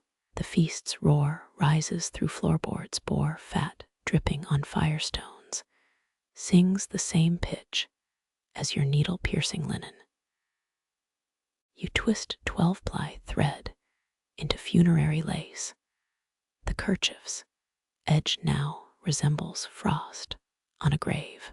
Tudor kitchens once served 1,000 marzipan swans for banquets. Tomorrow's tables will hold only ashes and toothaches. Jesters. Bells jangle downstairs, 7 per sleeve to repel demons. Not for mirth, your scissors snip through silk like a headsman's blade. Historians still argue whether Henry VII's feast riots were political theater or drunken blunders. You've met the Duke's cousins. No debate needed. Candlelight bleeds across the kerchief. Your shadow stitches alongside you. desperate apprentice to its own trembling hands. The linen drinks sweat from your wrists. Elizabethan seamstresses called this thread-brewed tea. A dubious honor. Someone smashes a lute below. Shards clatter up the servant stair. You catch a melody in the carnage, the same air you hummed while threading needles. Coincidence. Tudor nobles paid musicians to mimic birdsong during meals. Absurdity indoors. 3 lords begin a drinking game. Their shouts sync with your stitches. 5 punches to complete a chrysanthemum petal. 10 for a dewdrop. You count their sloshed bets instead, keeps the rhythm kinder. The Duchess's portrait watches. Her lace collar prickles with reconstructed light. Her neck wore the real thing, stiffened with horse urine and powdered bone. You'll take your vinegar-stiffened rags. Thanks. Silk pulls taut. A moth-eaten fragment from Mary Tudor's bridal veil flutters in your grip. Relic or reproduction. Dealers lie. You stitch it anyway. Let the future dissect your fraud. Steam from mulled wine below curls into your workshop. Cinnamon and regrets. Your needle writes promises in condensation. The kerchief drinks them before they solidify. Tudor love notes, often dissolved in this fashion. Sweet nothings for cowards.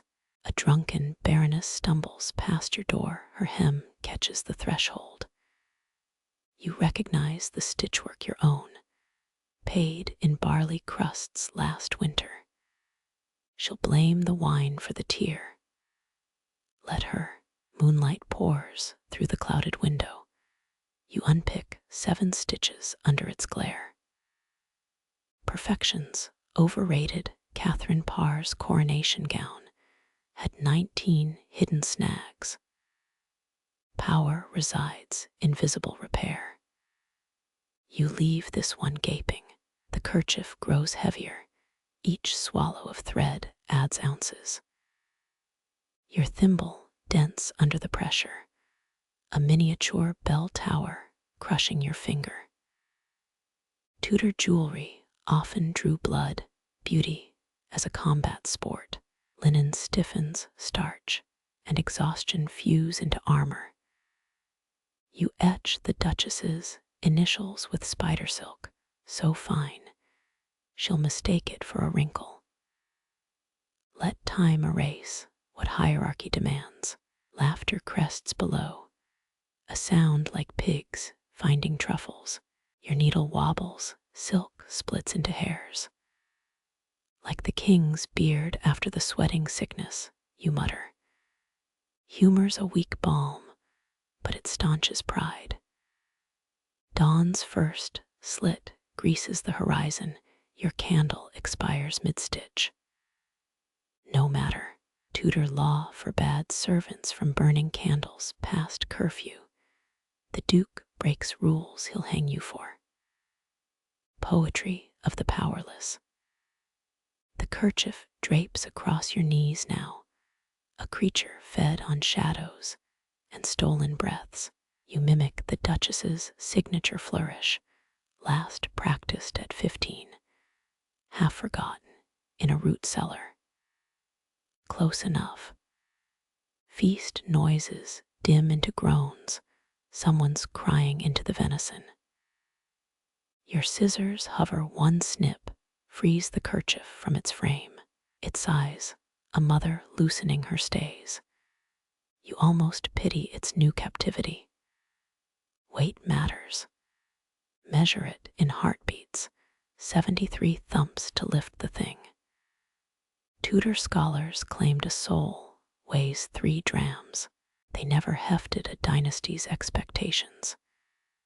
You fold the silk, hope creases hide what you've swallowed. Silence seeps upward, an inverse stain. Your hands float free, amputated things unsure where to alight. Needles sleep in their coffin. Threads whisper equations against the floorboards. You count them both debts and triumphs. Tomorrow's problem. The kerchief clings to your palms, still warm from its fevered birth. Your scissors lie spent, honest steel turned accomplice. A bead of sweat slips down your temple, finds the perfect path carved by 9 prior droplets. Tudor nobles drank from emerald cups. To cure poison, you've got cheaper defenses. Pearl clusters glare up, 64 milky eyes judging your fatigue. The needle slides, silk whispers through linen like a thief. Then it happens, your pinky twitches. A crimson bloom erupts where pearl meets skin. Tudor mourning brooches often held lover's blood in crystal vials. This leaks less romantic. The stain spreads, a drunkard's kiss on virgin lace. Your gasp scatters candle flames. From the smoke steps her, smile edged with tomb-cold approval. The Duchess's ghost prefers her finery bloodied, it seems. Historians still argue whether courtly ladies pricked fingers on purpose, sabotage, or sacrament. You've got new evidence. Rubies, she mouths, decayed lips brushing your ear. Corpse breath smells of rosewater and attic dust. You dab the mess. Silk drinks greedily. Elizabethan seamstresses swore blood-streaked thread warded off the plague. Juries out on ghostly endorsements. Downstairs, a servant smashes a platter, silver confetti for your crime scene. The Duke's hounds howl. You press harder, let red swallow 3 more pearls. Crimson's kinder than truth. That's the real Tudor tradition, cloaking rot in pageantry. Moonlight carves your crime into the linen, every smudge immortalized. The Duchess traces your jaw with spectral thread. Her touch freezes sweat to salt crystals. 16th century Italian embroiderers added human hair to goldwork for strength. You'd rather use glue. He'll never know, you tell the dark. The lie sizzles like bacon on a Puritan skillet. Tudor jewelers often dyed agates with wine. Why not upgrade pearls with hemoglobin? Innovation through desperation. England's oldest export. The ghost leans in frost forming where her bodice meets your shoulder. Her finger hovers over the stain. You half expect a lecture. Instead, she winks, one eyelid parchment thin.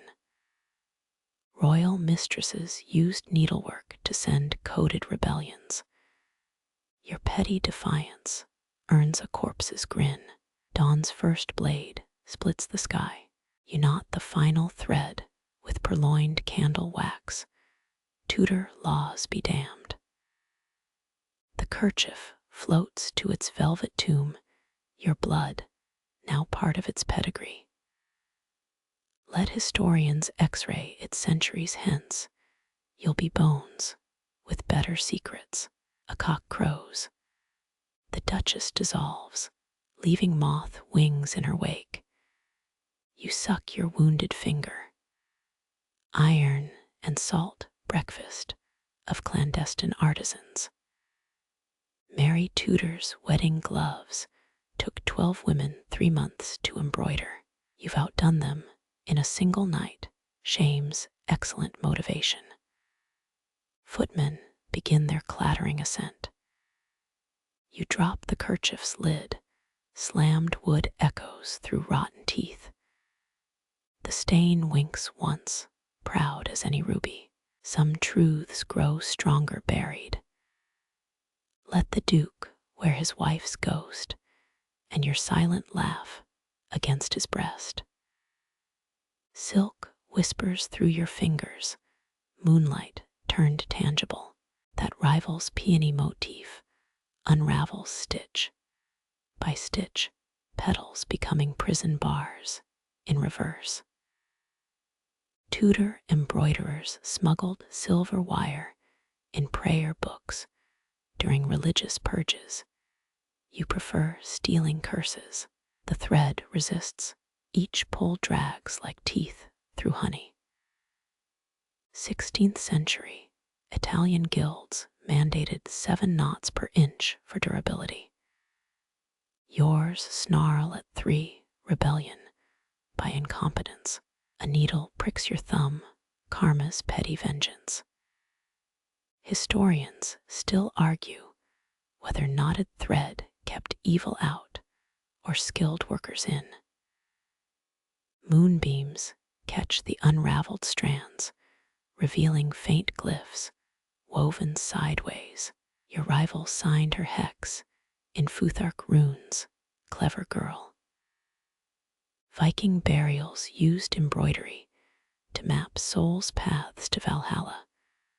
Hers charts a one-way trip to the ducking stool. You lick the thread, taste bitterwort and malice. Medieval illuminators added urine to gold paint for luminosity. This filth glows brighter. 3 snips transform curse into compass. The snarled silver points northeast, toward the Duchess's dried-up summer palace or the wine cellar. Priorities. A drunk guard stumbles past his lantern, kisses your window. You freeze, needle poised like a conductor's baton. Elizabethan stagehands called this thief's chiaroscuro, drama carved from light and bad life choices. The shadow passes. You exhale a decade's worth of tension. Stitch, stitch, stitch. Protective sigils bloom where peonies once festered, your version of weeding.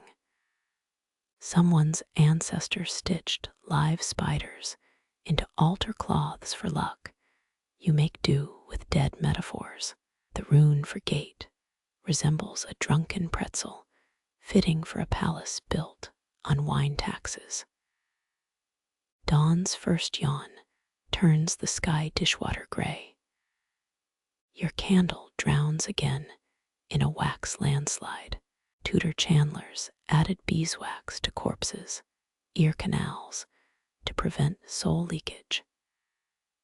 You'd trade both ears for 3 more hours of darkness. The final knot cinches tight, a hangman's flourish. Your creation pulses, veined moonlight trapped in linen. A moth lands on the central rune, wings fanning, coded approval. Lepidopterists recently proved certain moths mimic funeral shrouds in wing patterns. Fashionable mourners. Boots thunder downstairs. The Duke's breakfast arrives via stampede. You fold the kerchief. Sharp creases erase 12 hours' toil. Mary Queen of Scots embroidered her own execution veil royals. Do love a thematic flourish. Your versions equally doomed but washable. The compass thread tugs, insistent as a creditor. Northeast, then. Past the portrait galleries, judging stairs, through the chapel stocked with counterfeit relics. You pocket 3 thimbles, silent artillery against whatever waits. Light floods the corridor. You melt into a tapestry's woolen smog. Some weave battles yours depicts sheep judging a poetry contest. Appropriate camouflage. Tudor weavers hid their portraits in foliage. Your smirk blends with a particularly cynical ram. The snarl in your palm heats up, compass turning into branding iron.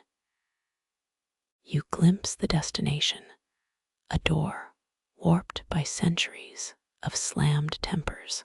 The lock glistens with fresh oil. Someone's been busy. Candles flicker inside. Their light licks the gap beneath the door. Your needle finds a hairpin. Elizabeth's spies used embroidery hoops to pass ciphers. You pick locks with a forecruel, progress through lateral thinking. The door groans open, revealing shelves stacked with velvet coffers. Your compass thread snaps, mission accomplished. Each box whispers a name: Anne, Catherine, Jane. Your fingers hover, archive or grave. Footsteps echo, close enough to taste. You grab the nearest coffer, its hinges squeal like tortured mice. Inside lies a needlebook-stained cerulean with ground lappies, pharaohs, entombed tailors with golden thimbles. Here they settle for second-hand grief. The Duchess's initials mock you in pearl cipher. Your stolen thimble fits the indent. Click. A compartment springs open. Nestled inside, a single hair coiled like a noose. Blonde, not yours. Shouts erupt down the hall. Time's up. You pocket the loot, slam the lid. The compass thread disintegrates, ash on your tongue. Exit stage left through a window's grudging embrace.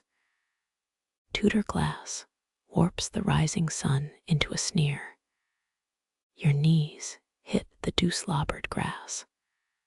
Somewhere above, a maid screams about devils. Hack writers will call this a metaphor later. For now, it's just Monday. The kerchief's new runes glow faintly through your pocket. 3 crows, dive bomb, a stable boy, useful distraction. You vanish into the topiary's clawed embrace. Topiary artists once shaped hedges into biblical scenes. This one's clearly the apocalypse. A ewe sheep eyes your thimbles, judgment passed in chlorophyll. The compass thread stirs again, resurrected. It points back toward the river. Of course, England's oldest yarn shop, drowned in the 1609 floods, still gets 5-star phantom reviews. You follow, wet shoes squelching a vulgar anthem. The river reeks of lie and worse decisions, damp wool memories clinging to brick. Your compass thread leads to crumbling docks, where barges once hauled Tudor England's entire sock budget. 16th century, weavers paid taxes in skeins, a fact that explains their tombstone epitaphs. You kick a rusted thimble, winces bouncing off mossy stones. Water laps at warped wood. Each ripple hisses, idiot, in liquid Morse. That phantom yarn shops here, its outline shimmering like a veil on water. Historians still argue whether medieval dyers hallucinated their guild saints or just drank better beer. You're voting for door number 2. 16 hours hum in your bones, needle calluses tattooing your fingerprints. The kerchief's last leaf gapes, silent accusation in linen. Victorian ladies kept hairwork jewelry, lovers' curls under glass. Yours won't get such sentiment. This leaf will fray first. Fish nibble drowned threads below, chasing ghost silk through murk. Tudor laundry maids used urine as detergent. You'll pass. The final stitch needs your hair, no proxy for authenticity. A A knife meets your braid, resistance, then surrender. Bloomers prophesied severed hair, meant madness. Your laugh startles a heron. Blonde strands glint obsidian in the weird light. Neolithic weavers wove ochre-stained braids into burial cloths. Yours settles for framing a duchess's snot rag. Thread the needle, your scalp prickles like betrayal. First stitch bites, a dragonfly lands on the kerchief. Entomologists found 7 insect species preserved in Mary Tudor's tapestries. This one's auditioning. Its wings hum the rhythm stitch. Stitch. Stitch. Moonlight bleeds through clouds, edges sharp as shears. Elizabethan romantics swore full moons weakened linen thread. Yours holds spite instead of strength. The leaf's veins branch, your hair becomes root system. Rebellion, regrowth. A barge horn moans, industrial ghost, joining your private apocalypse. You knot the thread with your teeth, trapping salt and exhaustion. French queens buried their seamstresses. With golden needles, you're aiming for a dry bed, maybe coffee. The completed leaf curls, rebellious against centuries of perfect motifs. Hair darkens to chestnut where moonlight hits, alchemy or exhaustion. Pick your poison. A wave slaps the dock, soaked hem drags like a guilty conscience. Wind snatches the kerchief, you tackle it midair. Medieval illuminators sketched angels in margin stains. You see your mother's frown in the crumpled silk. Thimbles dig into your palm, improvised brass knuckles against fate. Chapel bells howl, 5 a.m. You've missed breakfast again. The leaf's edges hold defiant. Someone's burning applewood upstream, sweet smoke camouflaging your escape. Tudor spies used embroidery to blot secret messages. You write "Go to hell" in pulled threads. Your reflection glares from the water, a madwoman clutching a masterpiece. Venetian glassmakers once created mirrors that showed truthful visages, smashed by vain nobles.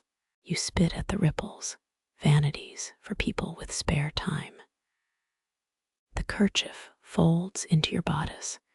Its weight shifts with each step. Cobblestones jab through thin soles, personal vendetta from the road crew. 18th century Edinburgh weavers rioted over bread prices. You trade this relic for a decent croissant. Dawn licks the tailor's alley, windows slam shut as you pass. Georgian modistes hung scarlet cloth during plague years, hiding sickness behind fashion. Your knock echoes 3 staccato raps, 2 faint scratches. The door creaks revealed red-rimmed eyes and a shotgun. Early for death wishes, grumbles the fence. You unfurl the kerchief her breath catches. The leaf's hair veins pulse, goldenrod to burnt umber under scrutiny. Russian czars wore hair shirts under their jewels, she mused. Yours is prettier.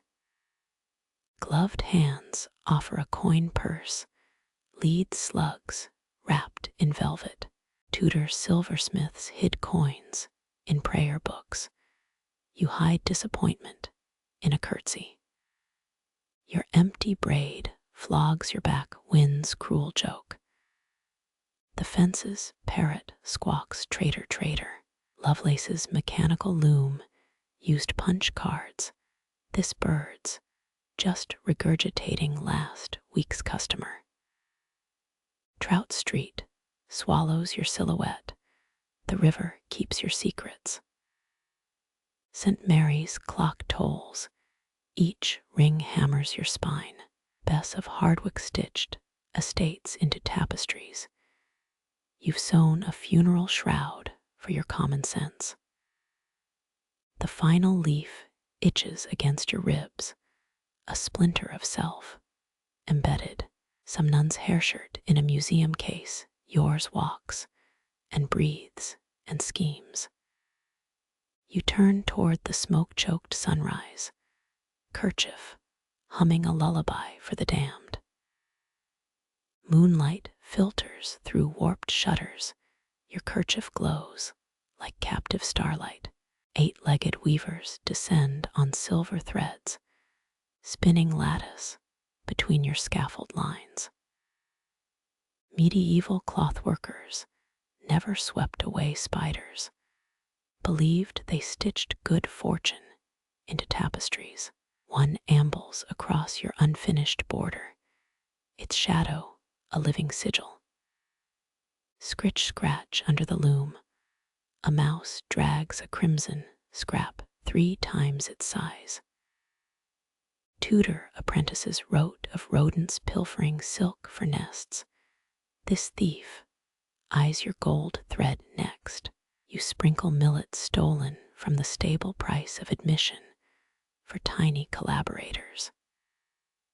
Historians still argue whether Fibonacci spirals in old samplers copied spiderwebs or just lazy geometry. The debate dies here. Your design grows fangs and whiskers tonight. Needle pricks taste of iron. You suck your thumb absent-mindedly. A moth lands where blood stains linen, wings fanning ash-gray patterns. 17th century French embroiderers cataloged 89 insect species in their work. Number 90 approves your leaky finger. Its proboscis traces the kerchief's edge, a critic with too many legs. Silk whispers secrets as you work. Mice hum along in squeaky counterpoint. One drags a dried chrysanthemum petal, offering payment for thread scraps. Edwardian scientists found vole nests lined with Versailles tapestry fragments. Your workshop fuels future dissertations. The kerchief's border now sports uneven teeth chewed by history's smallest archivists. Dawn threatens. Spiders retreat to shadowy coronets.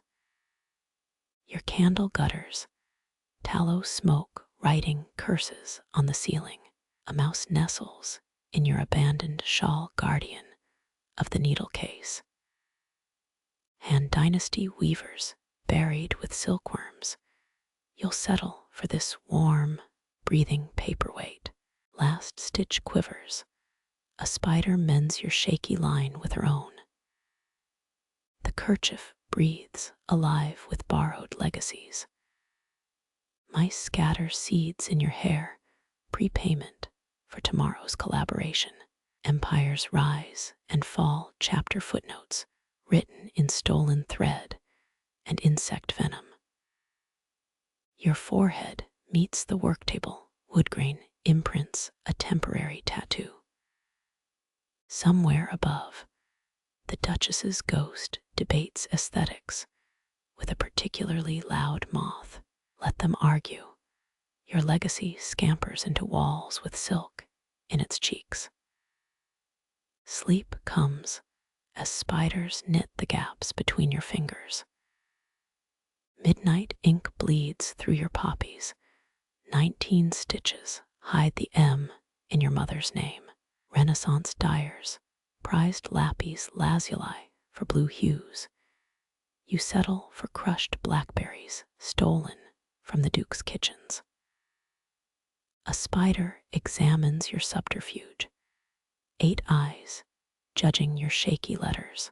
17th century Venetian embroiderers mixed powdered glass into thread. Your version grinds moonlight between molars. The kerchief drinks your sweat, salt crystallizing alongside silk. A mouse drags a lock of your hair into its nest. Underground museums grow richer tonight. Tudor nobles stitched lovers' hair into garments as spells, crumbling apart when the affair died. Your strands become roots, anchoring midnight blooms. Lasting, whatever love, wrote the Duchess's vows. Needle slips, blood dots the poppy's heart. Ghost queens, reputedly haunting needlework rooms, would approve. Scarlet improves most designs. You nick a second finger deliberately. Let future scholars puzzle over twin stains. Historians still argue whether Elizabeth I's blackwork sleeves contained coded treason. Answers fray faster than cheap linen. Moths march across the kerchief, encrypting their own stories in nibbled holes. A beetle with jeweled wings inspects your work. 16th century Germans believed such insects carried dead artist souls.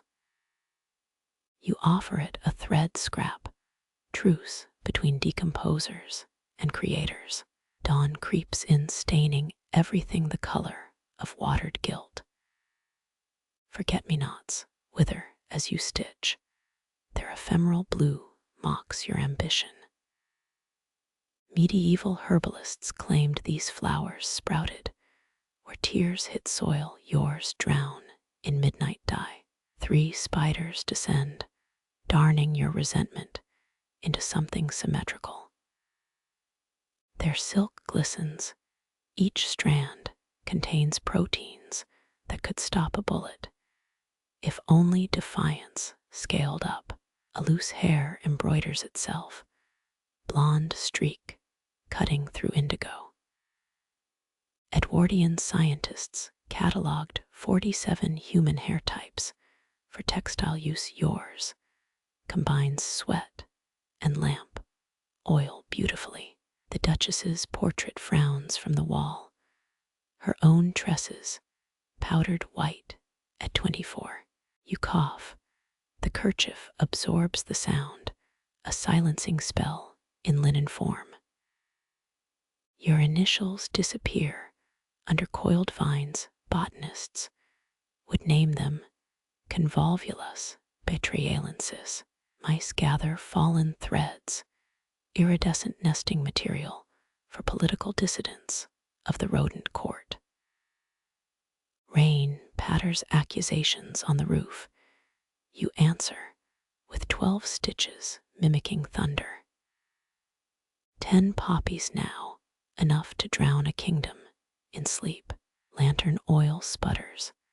Shadows stretch your reflection into a giantess. Archaeologists found 17th century cat paws preserved in embroidery frames, likely set by vengeful apprentices. Your own handprint stains the worktable, fossilizing tonight's rebellion. Silk whispers the truth across centuries. All heirlooms carry the help's DNA. Final knot tightens. Your buried name pulses like a second heartbeat. The kerchief's weight quadruples, sodden with secrets and dew. Dawn's first birds mock your exhaustion.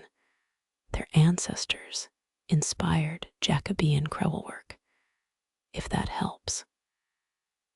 You collapse onto moth-eaten cushions, dreaming of blackberry-stained teeth and spiders, applauding with too many legs. Winter slicks the workshop windows with teeth. Your breath hangs as the Duchess's final rose withers. Frost etches Tudor-era wardrobes onto the glass.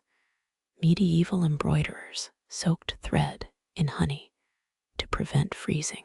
Your thimble sticks to skin improvised adhesive for trembling fingers. The kerchief stiffens, its silken battlefield crusted with hoarfrost and half-truths. A mouse drags stolen velvet across the floor. Winterton's 1893 rodent nest tapestry resides in the V&A. Though they deny its origin, you toss it a hairpin. The Iron Age Britons buried such tokens with their dead. Your rose's last petal crumbles, replaced with amber thread, salvaged from a pond necklace. Rot, you decide, deserves better gold than decay provides. Needle dips into candle wax. Victorians believed beeswax held summer's warmth for winter stitching. The flame sputters, tiny funeral for drowning daylight. 17 stitches mimic frost fractals, identical to those Queen Anne's ladies stitched during the Great Freeze of 1709. Your design warps, cold warping linen tighter than court gossip. The Duchess's initials unravel. You restitch them with horsehair from Cromwell's era. Historians still argue whether Stuart-era mourning embroidery used human ash in thread. Your thimble's residue suggests someone tried. Shadows deepen. Your silhouette merges with the tapestry's hunting party. A frozen spider drops into your lap, 8-legged heirloom from generations of attic winters. Midnight pudding fuels your hands. Elizabethan servants ate it while embroidering royal shifts by hearthlight. Your version congeals as you stitch, raisins mocking your dwindling supplies. The rose's stem blackens. Dead ivy from Hampton Court's haunted gardens makes perfect thorns. You hum a Guiberty melody. Renaissance needleworkers swore it kept stitches even. Moths perform final inspections. Their wings dust the kerchief with ancestor scales. One bumbles into your candle. Edwardian entomologists collected singed specimens as memento mori muses.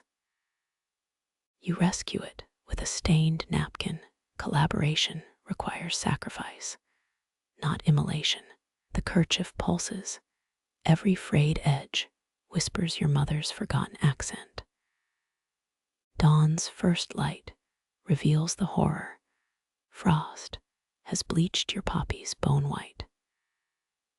Little Ice Age peasants stitched such ghosts into burial shrouds. Their needles rusted faster than grief. You lick the discoloration, salt from 3 sleepless nights, and 1 stolen tear. The Duchess's ghost breathes over your shoulder. Her approval smells of spoiled rosewater. Your needle snaps, Georgian steel yielding to modern desperation. Archaeologists found a 15th century needle lodged in a nun's ribcage, pierced heart, or pious accident. You bury the shard beneath the rose. Let future x-rays ponder your heresy. The kerchief thickens, layered with every unspoken word since Lent began. Final stitch pierces your thumbnail. Blood blooms like a Judas rose. Tudor wives hid poison in such embellishments. Their recipes required wolfsbane and betrayal. You smear it into the design. Let the Duke's linen betray him for once. The workshop door creaks. Winter wind or disapproving ancestor. Silk stiffens into a funeral shroud. Its roses now chrysalises for dead hours. You collapse onto a threadbare chaise. Victorian housemaids stuffed similar pieces with stolen wig powder. Mice cart away your leftover scraps. Their nests will outlast both Duchess and Duke. The kerchief hardens in the cold beauty, preserved like a fly in amber. Wings still quivering, the Duke's boot heel crushes frost on the threshold. Tudor era. Hinges scream like a widow's aria. You proffer the kerchief. Its lace edge dips in mock submission. Silver monograms catch weak sunlight. The Stuart kings gifted poisoned linens this way. Or so court ledgers hinted. His glove snatches it, kidney oil staining the ivory weave. A showman's flourish unrolls the fabric. Your hidden thorns face inward, hungry. Muscle memory serves you 16th century lacemakers, encoded treason in floral patterns. His thumb finds the first barb, Venetian steel honed to suture sharpness. Blood beads, black medieval surgeons used embroidery needles for battlefield stitches, a tribute to her grace. You lie, voice smoother than a Chinese letter, Chinese letter, Chinese letter, S ledger. He grimaces, masculinity compressing pain into a grunt. Historians still argue whether Anne Boleyn stitched wolfsbane into Henry's handkerchiefs. You've improved the technique. 3 more thorns bite, your satisfaction grows with each flinch. His signet ring grinds the bloodstain.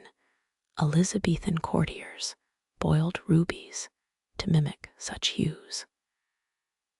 Cold air thickens your breath, feathers the kerchief's center. 8-year-old girls once wove hair shirts for monasteries in this county, their tiny fingers calloused before confession. The Duke examines his palm, minuscule wounds blooming like a martyred saint's stigmata. You offer beeswax, stolen from St. Paul's beehives during last year's frost fair. He waves it off. Pride outweighs sepsis risk. Mice scatter from his shadow, their nests stuffed with thread snippets, recording every mistake. Your laugh stays buried, mummified beneath layers of practiced deference. A dangling thread sways Persian silk, unreeling like a hangman's rope. Dawn filters through leaded glass. Your needle's shadow stabs the Duke's throat in silhouette. He stuffs the kerchief into his doublet, oblivious to the arsenic you ground into the starch. 17 steps echo down the spiral stair, a Tudor executioner's traditional descent. The floorboard squeaks. George III rubbed walnut oil on troublesome planks at Kew Palace. You uncurl your fist. Half-moon wounds mark 10 years of stolen sleep. Victorian housemaids hid cigarette burns in similar creases, silent ledgers of resentment. The kerchief's venom seeps through velvet.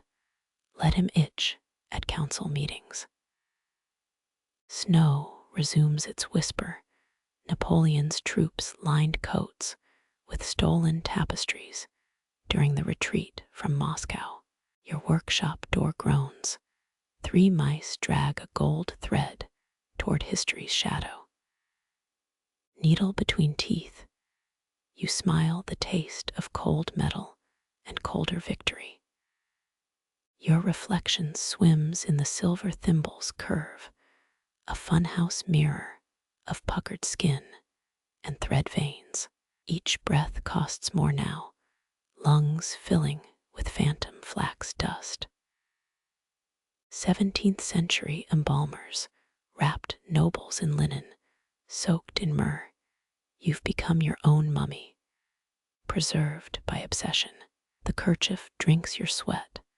Byzantine silk traders swore blue dye, extracted from snail guts, had healing properties. Your needle drags, its eye threaded with strands of your own hair. Medieval nuns believed stitching a saint's name in reverse blinded evil spirits, a trick you've repurposed for nobler monsters. Fingers tremble, constellations of needle jabs glow under moonlight. Historians still argue whether the Bayeux tapestries' border creatures symbolize sins or just bored artisans. Your scissors snips, a sound like vertebrae separating. Workshop walls lean closer, breathing in time with the loom's arthritic creaks. You pierce linen where your thumbprint bleeds through, body becoming ledger, stitch becoming epitaph. Tudor law once fined needleworkers for leaving pricked blood on royal garments. Too late now. The kerchief's edges bloom rust red where loyalty should have been. A moth lands on your wrist, its wings mimic funeral brocade.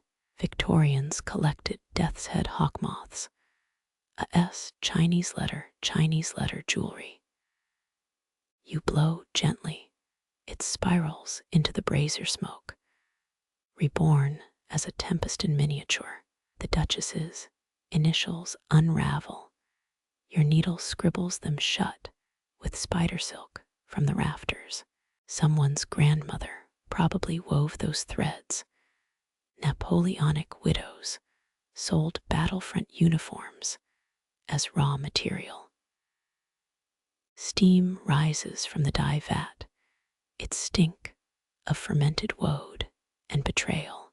Left eye clouds over, the world halves into blur and knife-edge clarity. Renaissance surgeons diagnosed cataracts as threaded humors. You stitch anyway, one perfect knot for every year stolen. Rats gnaw your abandoned dinner. They'll inherit this room when the tremors finish their work. A trailing silk strand catches fire. The flame creeps upward like a groom removing a glove. Let it burn. The kerchief survives worse every time you blink. Moonlight puddles around your ankles. You're sinking into the floorboards, aren't you? Edward Ivy's grave was lined with enough timber to build a tradesman's cottage. Your chair groans, or maybe it's the ghost of last winter's oak tree. Needles rust in their cushion, a porcupine's skeleton guarding nothing. You hum a lullaby heard once as a child, words warped into a shipping forecast. The kerchief hums back, its vibration tuned to the cathedral's dormant bells. Palm lines blur your life story rewritten as a knot garden. Someone will call this art. Someone will call it a crime. The scissors hover, their blades married in PERMANENT Chinese letter. Dawn arrives as a vandal, smearing goosefat yellow across your masterpiece. You anchor the final thread with a molar pried loose. Caligula's horses wore pearls set in their bridles. The workshop door sighs open, no one there, just the wind practicing its curtsy. The kerchief levitates, untouchable now, threads thrumming with the pitch of vanished voices. Your last breath tangles in its weave, a vagrant strand in the tapestry's underside. Midnight licks its 30 silver tongues. Each chime makes the kerchief's threads recoil like startled vipers. Your teeth Meet the silk strand. Iron tang floods your mouth, chased by honeyed rot. Tudor era seamstresses swore saliva strengthened thread. You've sweat enough prayers into this cloth to drown a pope. The scissors slip, blades whispering over your wrist like a lover's apology. 72 colors shiver, indigo bleeds into saffron. 16th century dyers, executed for revealing guild secrets, now cackle in your marrow. A bead of wax rolls off the table, your life's timeline measured in dribbled tallow. Needle holes pattern your palm, a stigmata even doubters would venerate. Historians still argue whether medieval backslash, ladder stitches backslash were bondage metaphors, or just lazy mending. Your thumbnail splits threading gold, 3 filaments become one tarnished river. Anne Boleyn's execution gloves used similar gilt. Monks claimed the metal absorbed severed heads' final prayers. Moths waterfall from the rafters, their wings scribbling shadow words on the kerchief. Napoleon's exile handkerchief allegedly contained a map stitched with his mistress's hair. Yours holds darker cartography. Every lopsided constellation mirrors a lie told to survive. Air thickens, each breath wires itself into the fabric's warp. Renaissance brides embroidered grooms, initials upside down to hex cheating hearts. The Duchess's monogram glows right side up, a final mercy you hadn't planned. Silk strangles the needle, it curtsies into the pincushion, spent. Your knuckles bloom lilac, fingers stiff as reliquary bones. Byzantine eunuchs guarded imperial looms. With poisoned thimbles, you've weaponized a subtler craft. Lightning bruises the horizon, thunder becomes the workshop's last indigent gasp. 17th century midwives stitched birthing cloths with protective spirals. Your design favors jagged chevrons. Let future scholars parse the difference. The kerchief levitates, hem strobing between mistress and shroud. Victorian spiritualists held seances with embroidered spirit traps. You've woven a snare for time itself. Something cracks, maybe the hourglass, maybe your spine. Linen drinks the last candle flame, the smell of burnt plums and forgotten promises. Ottoman embroiderers worked tulip patterns backward to mock sultan's waning virility. Your masterpiece holds no such jokes. It grieves upright, unblinking. Rain starts needle pricks in the roof, serrate your focus.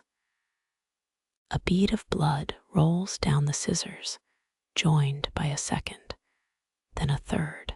Musketeers darned socks with enemy flags threads, small victories pricking through the years. Your reflection fragments, 100 warped faces in brass thimbles. The kerchief sighs, its weight now continental, its shadow chloroforming the floorboards. 16th century nuns sewed silence into vestments, using knots blessed by mute priests. You've done them one better. Thread ends twist into a noose, soft, elegant, inevitable. You lean into its embrace, an artisan becoming her own garnish. The Duchess's ghost applauds, dry palms rasping like moth wings. Dawn hesitates at the windows, a shy intruder modeling the wreckage. Light bleeds through the kerchief. Your blood becomes stained glass. Your bones its leading. Somewhere, a pendulum still swings its arc, echoing the needle's final dance. The world inhales, threads tighten, splinters rise like a court audience. Your last thought tastes of bruised apples and cardamom, spices smuggled in the sash of a dead merchant. 72 colors dissolve into the hum of undone centuries. Silence stitches the air whole, flawless, absolute. Sunrise bleeds through broken workshop panes. Its light turns dust, motes into fading stars. Your abandoned chair creaks, a ghostly pelvic bone rocking to some vanished rhythm. Renaissance collectors displayed such treasures under glass bell jars. The kerchief levitates into its own crystal prison. Moths still caught mid-waltz in the fibers. A cobweb tears as you exit. Its silk whispers secrets to your retreating shadow. 17th century aristocrats paid fortunes for cursed samplers stitched by feverish hands during plague quarantines. Historians still argue whether the buyers craved danger or just relics of unfiltered human tremor. Your heel grinds a fallen needle into floorboards, Christ's thorn buried in rotted oak. The Duchess's monogram winks once through glass, an eyelid closing after centuries of vigilance. Napoleon's sister once smuggled battle plans in embroidery hoops. Your kerchief's encoded suffocation stays mercifully hidden. Wind riffles through abandoned dye journals, pages flapping like beheaded herons.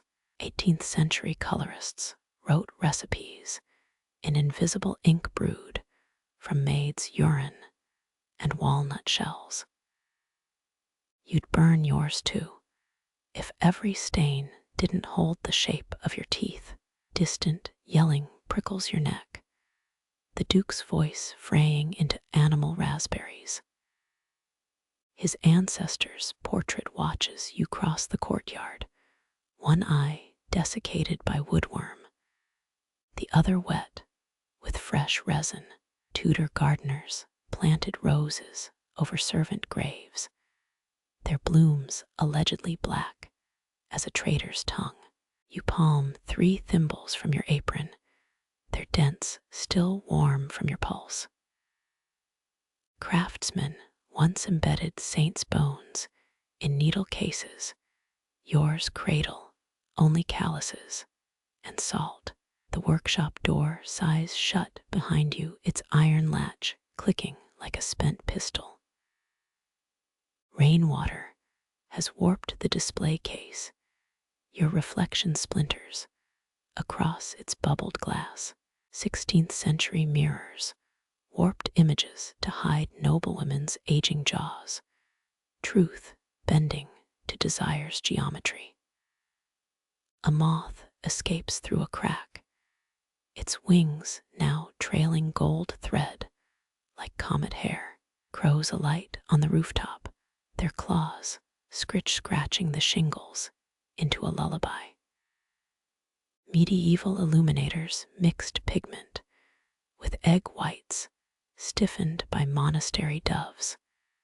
Cooing, your eyelids droop, each blink grafting kerchief patterns onto the sky's blank linen. Duke Ferdinand's scream arrives, a cracked viola note shredding the morning calm. He's found the blood ruby petals, your midnight rebellion blooming in his wife's dowry case. Ottoman poets wrote odes to embroidery-induced madness. Its symptoms include smirk lines and unshakable calm. Your boots squash rotten apricots in the courtyard, their flesh the same gray as the Duchess's wedding lace. 17th century maps labeled unknown territories with embroidered monsters yours swallowed them whole. The gatehouse guard nods, his helmet tassels mimicking the kerchief's frayed edges. Sunlight hits the moat, water ripples into liquid gold thread. You shed your needle-pricked thimble, let the fish claim it as a rusted crown. Mary, Queen of Scots, stitched a death's head moth during her imprisonment, its wingspan exactly matching her executioner's axe. Someone's weeping in the stables. The sound loops through hay like a broken tambourine. Your hands float empty now, palms crossed with grime and ghostly needle guides. Historians will spar over the kerchiefs, mysterious stains, never tasting the sweat and blackberry wine that brewed them. The road unfurls westward, a torn stitch pulling free from crude fabric. You hum the lullaby stitched into the kerchief's hem, notes curdling as morning ages. 23 days later, a Parisian modiste will name her new corset design after the Duke's shrill despair. Grasshoppers leap from your path, their dried egg cases crunching like distant applause. You bury blood-crusted fingernails under a willow.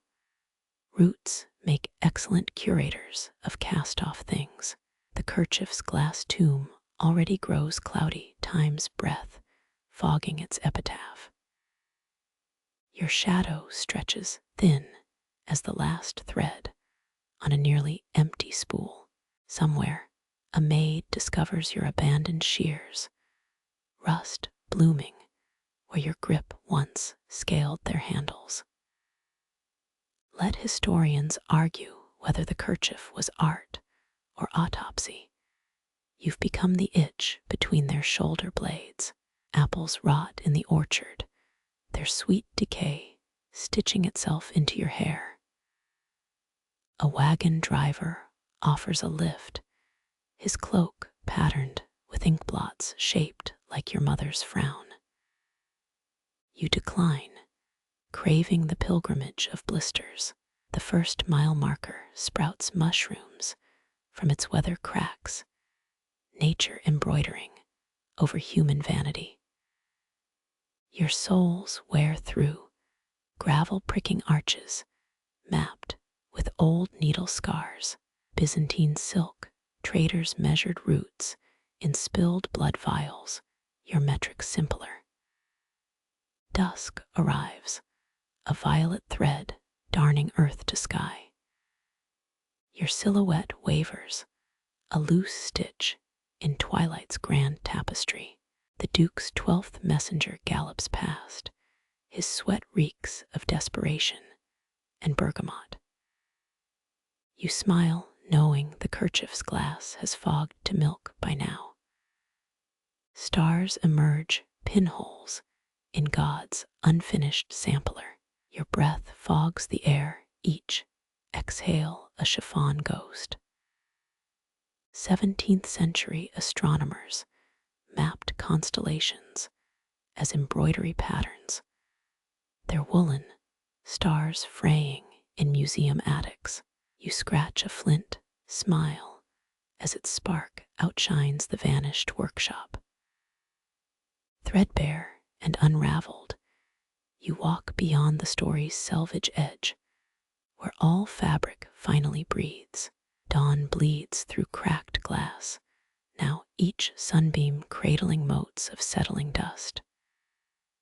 Your aching palms rest empty as the chair's hollow creak fades behind you. That crystal case clouds over moths and gold thread dissolving into breath-fogged memory. Soft grasses muffle your steps, each blade bending to guard your escape. Night's chill lifts like loosened embroidery hoops. Sunrise unraveling the dark stitch by stitch. The kerchief's whispers dwindle its secrets, swaddled in centuries thick silence. Birds stitch the air with dawn choruses, no sharper than threaded needles now. Your shadow stretches thin, a frayed ribbon merging with dew-damp earth. Breathe deeper, smell crushed time instead of dye vats and desperation. The Duke's cries dim to wasp wing buzzes, angry but distant. Your thimble-less fingers remember softer things, moonlight on silk, not blood-rusted needles. Let historians parse the stains. Your truth walks westward, untethered. Miles blur beneath your soles, calluses meeting gravel like old friends. Roadside willows dip their branches, bowing to your unburdened silhouette. No more simpler patterns here, just clouds unraveling into formless blue. By midday, your apron pockets hold only sunlight. A brook's chuckle mirrors your quiet laugh, water smoothing stones, as time smooths sharp edges. Drink, let cold clarity rinse the taste of velvet betrayals. Dusk arrives as a friend now, stitching lavender twilight to star-pricked velvet. Your campfire snaps stories older than ducal crests or cursed linens. Embers rise, fleeting constellations, mirroring the kerchief's lost embroidery. Sleep comes as a dropped spindle spiraling soft, unhurried, inevitable. Dawn will find your hands relaxed, no phantom needles haunting their curves. The road ahead, merely cloth waiting for gentle fingers. Breath evens, heartbeats slow to the loom's forgotten rhythm. Let eyelids fall like antique samplers, folded for storage. You've outwalked the itch of history, your piece stitched into the horizon's seamless embrace. Dream of thistledown, not thimbles, of meadow winds, not moth-wing gasps. The last star winks out, its light gentler than any duke's gilded cage. Rest now. The world's frayed edges can wait till morning.